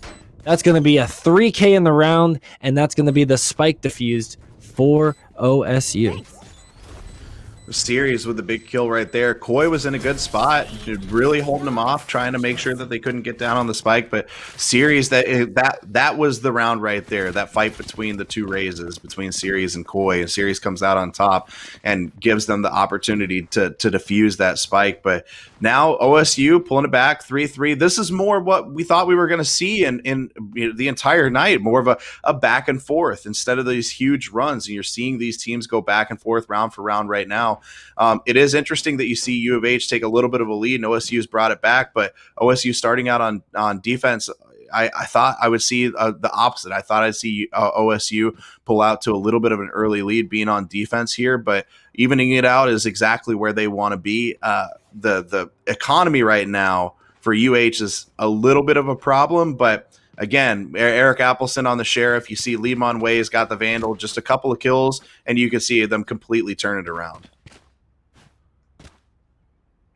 As we have a brief tack pause, making sure everything gets sorted out, whatever's needed. It is from the UH side, so after taking 3 straight rounds, giving up, or not taking 3 straight rounds, but taking a 3-round lead, 3-1 eventually. Now OSU fighting back. It is pretty tough for them to stabilize when you have a map like Split, which I guess traditionally can be seen as a map that's really defensive sided. Now there are changes that have been made to various parts of the map just to make it a little more attacker friendly on some angles and some line of sights that can be held from defense spawn, but that's a different discussion nonetheless.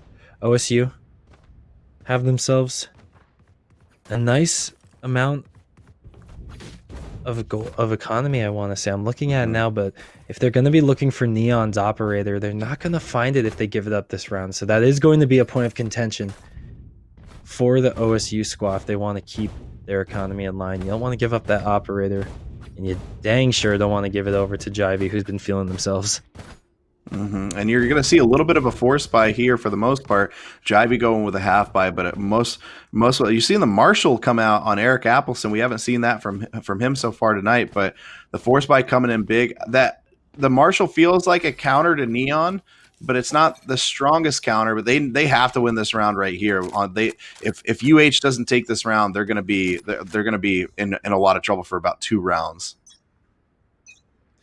Very much so. So UH had themselves a timeout, a chance to recoup, but this could be a really bad look, and that's going to really take a toll on the mental. Lee Mun-wei getting dropped first and foremost. A nice operator lineup, and that's exactly what you're talking about with Neon having the operator in their hand. But Jivey taking down Custard, Jivey taking down Dragonfly. The substitute stepping in for the UH Premier lineup is looking to be the carry in this 3rd game against the OSU squad. Rio dealing with a possible opponent right above their head. What's going to be really tough for the OSU side is they have to try and make sure that they don't get too cocky with their movement. You have this Omen sitting in mid, and if the spike goes down, OSU might just book it right towards the site, and that's exactly what Pure VNS could be banking on. But look at that. The worst possible time for Pure and the best possible time for Rio. He climbs up the rope and takes down the Omen from UH Premier as the spike is going to get planted over on A 30 site. seconds left. It's all about those mind games, Beanies. They were playing mind games back and forth, and Rio comes out on top again. Rio's patience has really paid off for OSU time after time after time. As Jivey takes down Neon, but Rio again coming up behind Jivey and taking him down. Big loss on this retake right here. 1v2 is going to be tough for Eric Appleson. One enemy remaining. Oh, there's one. Oh, Eric Appleson gets one, gets flashed out though. Could not see series. And OSU is going to take the round and break this tie at 3 apiece, getting themselves their 4th round. It's hard to follow those satchel jumps sometimes, Beanie. It's hard to follow those satchel jumps, especially whenever you're getting blind. But again, Rio makes the difference there. Rio's the one that gets the drop, flanks behind, gets a really, really good kill on Pure, and then comes around and takes down Jivey. Jivey's big for U of H right now. There's the one on Pure, and Jivey's been big for them. Jivey's the one that's really been pulling this team together, kind of carrying him on his back right now with a little bit of help from Koi, a little bit of help from Lee Munway. But series, Neon and Rio have just looked incredible. Neon getting those picks in these early rounds, or early on in these rounds, has been big. And he looks to do it again with the Vandal, taking down Koi. Doesn't quite hit the shots that he wanted to hit. Series now peeking around. This is an aggressive defensive push in mid. Oh, Koi peeking out of the sewers. Does not see the ramen possibilities just yet.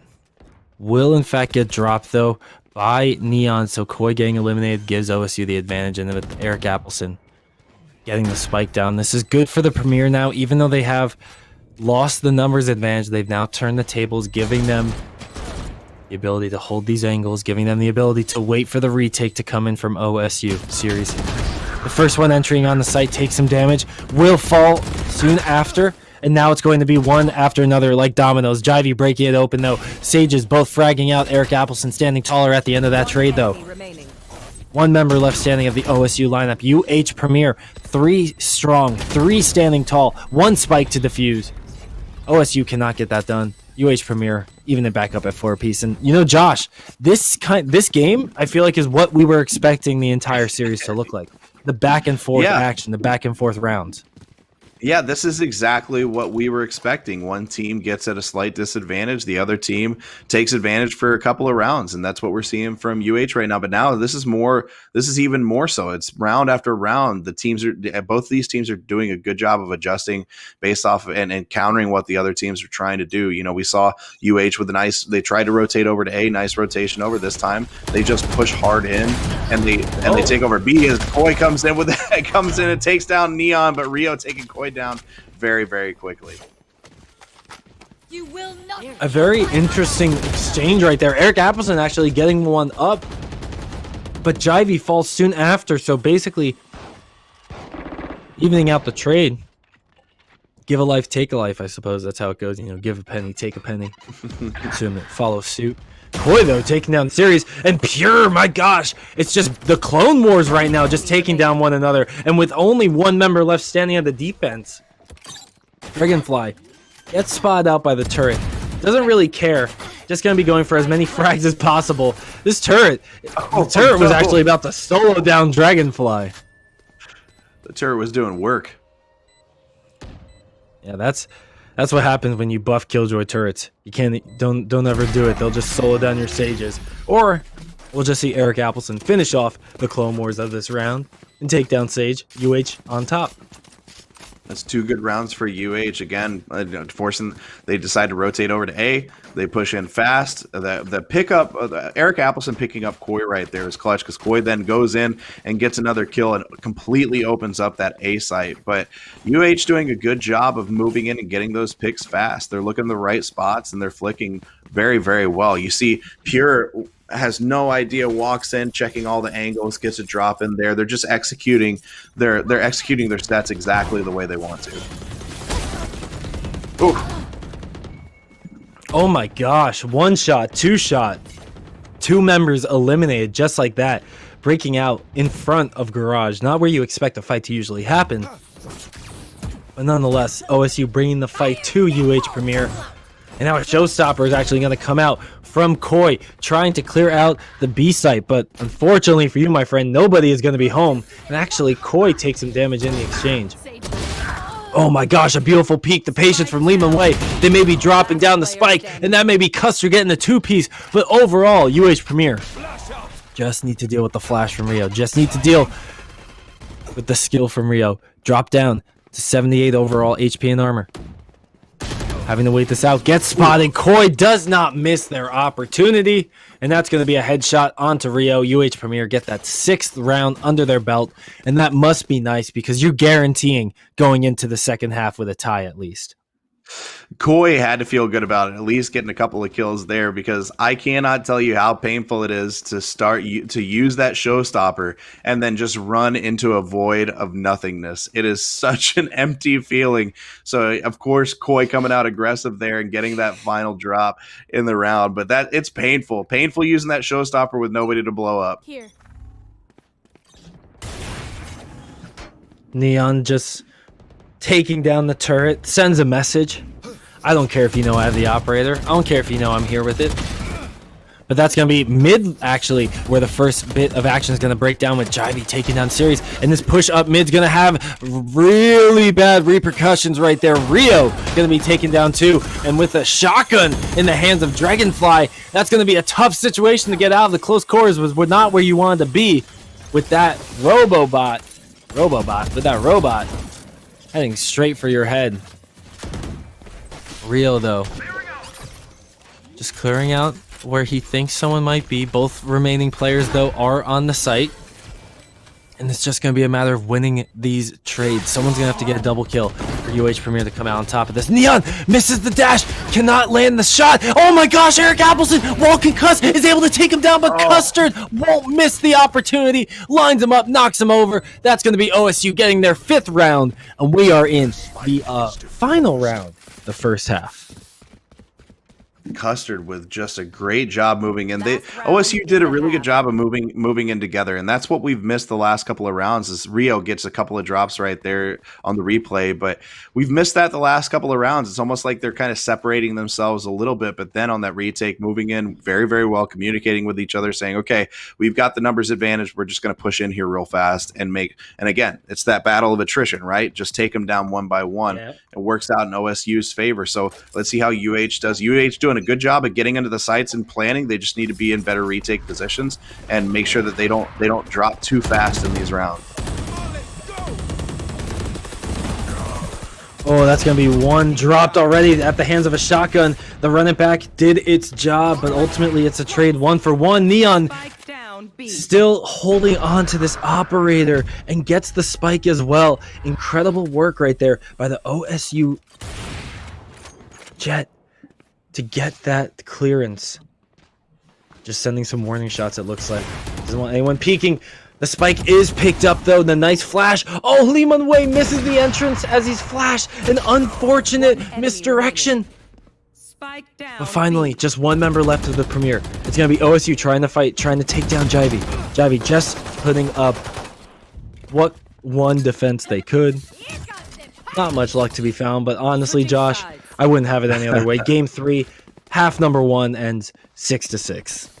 Again, you see UH go on a 3-round run. Now OSU's in the middle of their own run, and it just comes down to these little advantages and these little fights. It's who can gain map control first, and these are the battles that we thought we would see throughout the majority of the night. And so you see OSU doing a much better job of taking map control over on B. We saw 2 A pushes by UH. They rotate back over to B. OSU calls it out, says, "Hey, they're probably going to move over there." It's a good call out. And now you're seeing you're seeing OSU split a little bit on this in the pistol round. Interesting approach for them to kind of split a little bit, making a little bit of noise on A while they push on B. But let's see how UH can come out on defense. Let's see if they can have stand their ground just a little bit and force OSU to play their game and make some mistakes. Ooh. Eric Appleson, though, striking first blood for the Premier, taking down Neon. And that always feels good for the Sage to make it out of that exchange with a kill under their belt. But the spike is still going to make its way onto site. And the retake is going to be the choice for the UH Premier. No, you know what? Not even letting the spike get planted. One enemy Excuse me, remaining. Koi. Sorry for misspeaking. A 2K comes out of that. Jivey picking up a frenzy kill as well. And Rio, yet again, the last one standing, takes down the Roomba. Ooh. Takes down Koi as well. Pet and Owner both eliminated one after another. And it's just going to be the Lone Breach, the Swedish Hound, trying to take the site back with just a classic. Only Breach could do this. Seems like the Breach thing to do. Oh my gosh, that's a real thing to do. The right-click headshot on the Jivey, and it feels like he could actually make this happen. He's got to get away with the spike, though, but he can't. He's oh my gosh, he has 1 HP. He has 1 HP, Josh. What? You know, we all made a big deal about 11 HP. Oh, he's going to oh my god. him. They read it. No, they read it. They read it. Oh no. They second-guess themselves. Full rotation from behind. Pure's gonna still hang back, I think. Pure's not fully committing. They're expecting a fake. 10 seconds left. It takes 4 seconds for the spike to be planted. So this is really crunching time right now, Rio. You only have a handful of seconds. If you get stopped, you won't have any other opportunities to do so. And Pure takes down Rio in the battle of the time. UH Premier yet again wins a pistol round. Yeah, it's a great job by Pure, just kind of waiting it out. If he does rotate all the way over to A, you still have the advantage. You have a 2v1 advantage. You can rush him and force him into a bad spot. Great job by Pure to sit back and wait and sniffing that out. Yeah, I feel like if he had gone to A, at least he would have had the opportunity to set up a whatever optimal hold he would have wanted. Whereas with the fake, it's kind of a risky thing to do because as we saw, the UH post plant was able to read that you don't send both people over to A, kind of wait back, see if it is a fake, and lo and behold, it was. Just like that, UH Premier out to a lead in the second half of this game number 3, the battle for first place in their group. Eric Appleson and Lehman Way both taking control with early eliminations for the UH Premier, and OSU One enemy now with remaining. just one member standing. You know, as I was trying to gather the words to say 2 kills just came out way too quickly. And that's going to be Eric Appleson taking down Dragonfly, UH Premier. First 2 rounds of the second half under their belt. UH Premier defense is looking solid. Yeah, they're looking really, really good. They're moving. This is the UH defense that we saw on map 1, right? This is the defense that we saw with them moving together, moving in unison. Koi trying to go with the big brain play with the satchel, jumps over the top, trying to take down Dragonfly, but Eric Apples is the one that decides to take him down. But again, you know, they're getting the numbers advantage in the right spots, and they're doing a good job of getting in good defensive sets. You know, we got 1 in the middle. They got 2 on A. They're deciding to commit 2 mid, and now there's a big. This is the first time we've seen a big mid push by OSU.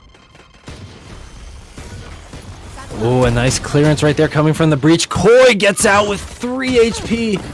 A heal comes through soon after. So we will see Koi get a little bit of that health back, but remember, folks, the heal only gives you 60 HP, and Jivey consistently able to pick up kills after dying, gets another right there with the molly, and UH Premier are able to keep themselves in the numbers advantage. And with only 1 member against 3 possible people, why would you fall for the bait, Koi? He fell perfectly for the Roomba bait, and now the judge is in the hands of Series. This raise is going to be incredibly difficult to deal with, but the patience, look at that 1-2, another raise is useless. Goodness. Pure VNS read it like a children's book, baby. 6-9, UH Premier. Pure is just made. We didn't even see Pure in map 1, but in map 2, and now here in map 3, we've just seen Pure make play after play after play, and again, just sitting there waiting for the right moment. Here's the spike go down, sees the Sage pop around the corner, and immediately just 1, 2, 3 drops them. Pure with a huge play by UH. OSU had done a good job of taking down Jivey and moving it, taking down Jivey and Koi and moving into the right spots, and it doesn't matter because Pure was right there waiting for them. Clearing out that mid wall. Just honestly, when you see a Sage doing that, you just be a nuisance and mow it down instantly, make her regret it, but it still does its job, still holds off any kind of quick push that would be coming through that middle. And now Pure standing in their own smoke right now. Series not willing to give away the location. 2 members are in this garage of OSU though. The paint canister coming out, and they don't know how close Pure is. Look at this. The peak is just waiting to come out. It's just patience. He's about to get blown up. He gets shown. He takes one. He's about to show another. He cannot get the second. Dragonfly secures the kill on the Pure VNS. Gets the resurrect off the kill and the ulti orb. Overall, OSU, a great trade right there, giving them the advantage in the round. Mm-hmm. And, I love them pulling back and playing a little bit more passively. Let's see if they can get some map control. Now they've got the numbers advantage. Can they control through mid? I think UH is in really good spots right now, but just take a little bit of time, make them question themselves. And you're about to see a run-in right there, between OSU and UH over on that backside. But now they're rotating over towards A. Moving in quick. It looks like they're going to go ahead and make the really, really fast move in. Neon's looking for it right now. Walking through the smokes. Oh, as Limonway takes down Custer, but Series punishes Limonway for that. Eric Appleson on the back. Spike did not get dropped down. Time is at 7 seconds. Oh, but being the last member standing. Oh my gosh, just one gun. And he goes for the jumping frenzy, but cannot finish off the kill. Dragonfly gets the 3K, asserts dominance in the Sage 1v1, and that's OSU hanging on to this 7-round score.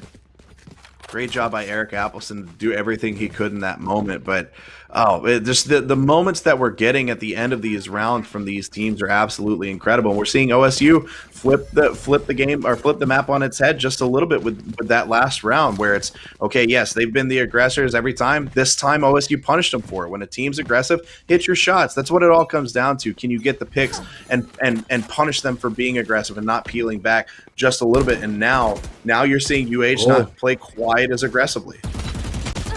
Oh, look at that. The bot is used yet again now, except Koi is the one using the bot as bait. And look at that. The trade comes through. The res tries to follow suit, but the wall gets blown up too quickly. No resurrect can come in just yet. And we'll still be tied at 4 agents apiece as we're closer and closer to 1 minute being eclipsed here. Spike yet to be picked up. Left in Ramen. Just keeping anonymity. Don't want anyone to give away that they have the spike. Dragonfly taking down the defender makes it a lot easier for OSU to have their way now. They have 4 members against the 3. They just have to consistently trade out these kills. They can be a lot more difficult to do so than I say.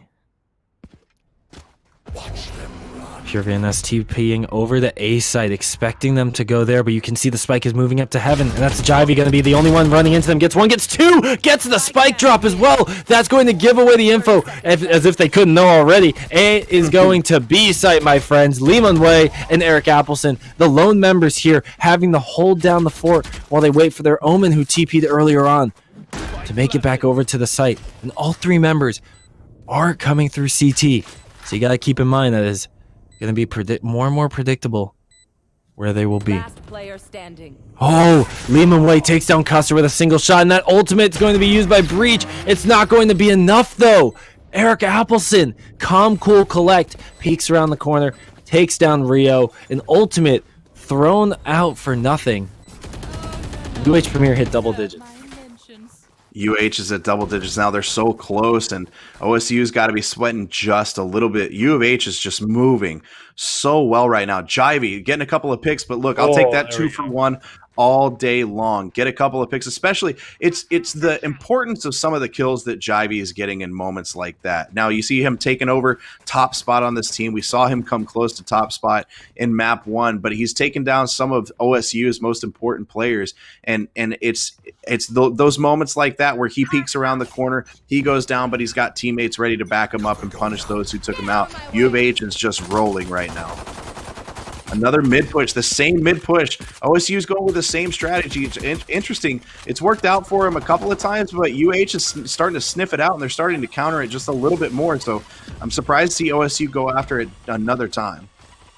Well, OSU going with this light buy, I'm guessing they might just They want to try and get as much in the face of UH as they can. They want to close down the distance. They want to get the trades into close quarters combat, somewhere where the assault rifles aren't as overwhelming. Oh, no. And just like that series, putting the Stinger to perfect use right there, ending the showstopper before it can even open curtain. And Jivey left on site here, going to be taken down one, turns the garage, beautifully done, looking back over onto Heaven, sprays through the wall. And you can see Raze on OSU going to be left with half HP. It's going to be tough for OSU to come back from this, even with a Stinger in the hand of Series and the showstopper just waiting to be used. The two members remain on B, and Spike remains in possession of the OSU duo. They're going to throw out the smoke. They're not giving a hoot and holler about the noise they make. They're going to run right towards CT Pure. Not going to commit to the life. That's a beautiful hold right there. Lehman Way. Calm, cool, collect. Hearing the comms, getting the kills. That's going to be UH hitting the 11th round on the board. Great job. I mean, literally just a split second sooner. If they would have left a split second sooner, or if you would have seen Pure just get there a split second later, they wouldn't have been able to see him. They wouldn't have had the call out, and Lehman Way may not have been in the right spot. But again, UH finding themselves in the right spots, rotating exactly when they need to. You see Pure rotate over and say, okay, they're going to go towards spawn. Lehman Way's already there waiting for him. They come around the corner and they run into a truck that just takes them down. UH in a great spot, being up 11-7 now. Things are getting very, very tough for OSU here. Showstopper's going to come out early here. Series not playing around, takes down one, but Pure actually trades out their life. So a 1-for-1 that's going to look nice on the kill feed and in the scoreline as well, but the spike gets planted here. So OSU coming out firing, but Jivey is really on point right now, not giving up any opportunities to take control of these trades. Look at that, Jivey getting another. That's 2 kills now for the UH Premier Phoenix, and Rio left in an awful situation thanks to a beautiful lockdown from the Killjoy, and Jivey gets that 3K, and that's UH Premier putting themselves onto series point.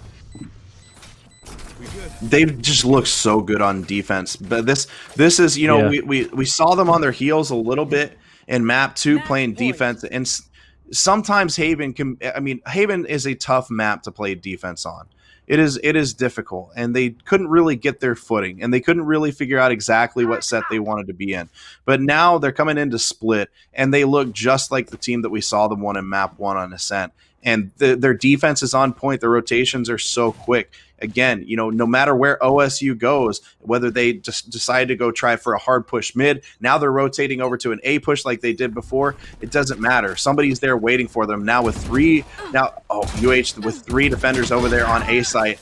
Oh, Neon taking down Lehman Way so fast, but now 21 health. So it's a 5v4, but now Neon's in a tough spot, getting the heal from Dragonfly right now, so now going to be in a much better spot. So UH, it's match point, but OSU has a little bit of an advantage as they rotate over back towards mid to look to go towards B.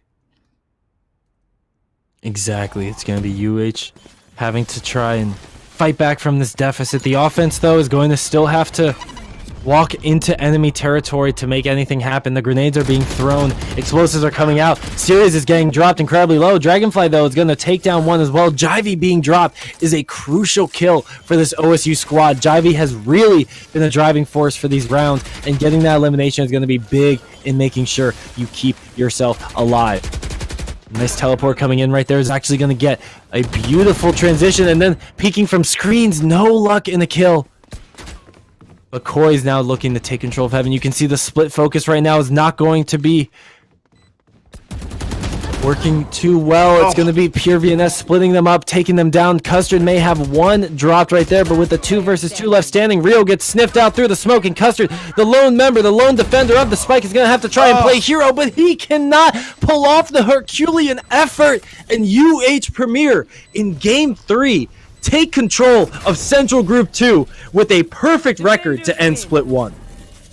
Just incredible job by both these teams, and we saw back and forth, and then as soon as they switch sides, as soon as UH flipped over on defense, we just saw a completely different team. We saw the dominant team that we watched on defense in map 1.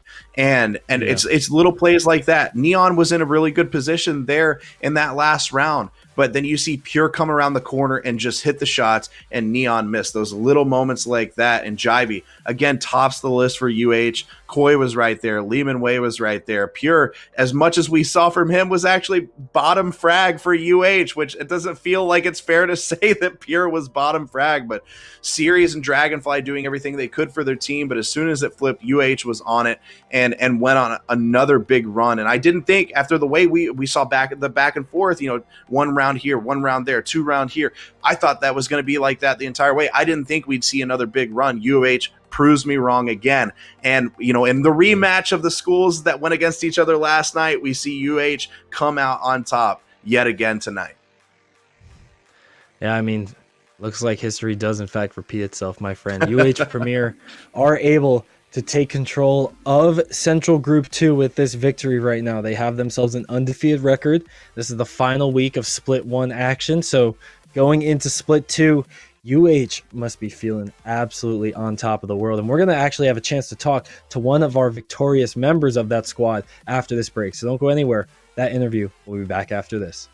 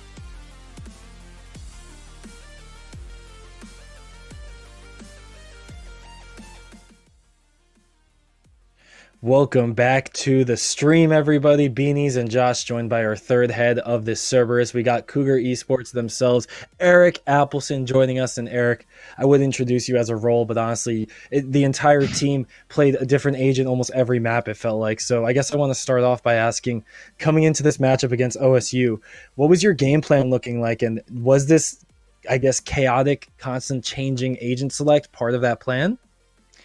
I mean, going to the game, we knew we were both going through to the second split, so I feel like we came in to have a little bit of fun. It was more of like a show match than an actual game, like a playoffs game, like per se. But we had some roster switches, some agent switches, and we played around. A little bit of trolling here and there. But I mean, for the most part, we just came out to have some fun. What's it like to be able, you had a couple of substitutions, Jivey came in and was there in map 1, and then Pure came in map 2, and then you substituted Kula for Jivey back in there. What's it like to be able to have, players that a multitude of players that can come in and out and have such a big impact on the team at any given moment? Yeah, for sure, it definitely helps. I mean, if one player is having some issues, we call in a sub. Another player, we call another sub.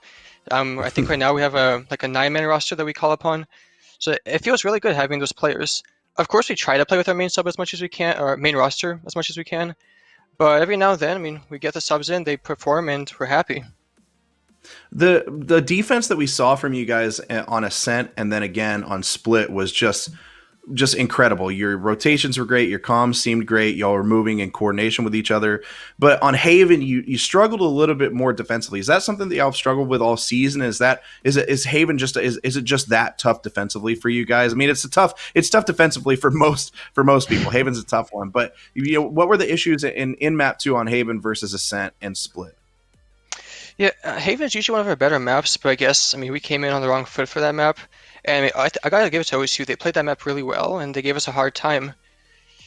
I mean, that's what it came down to, really.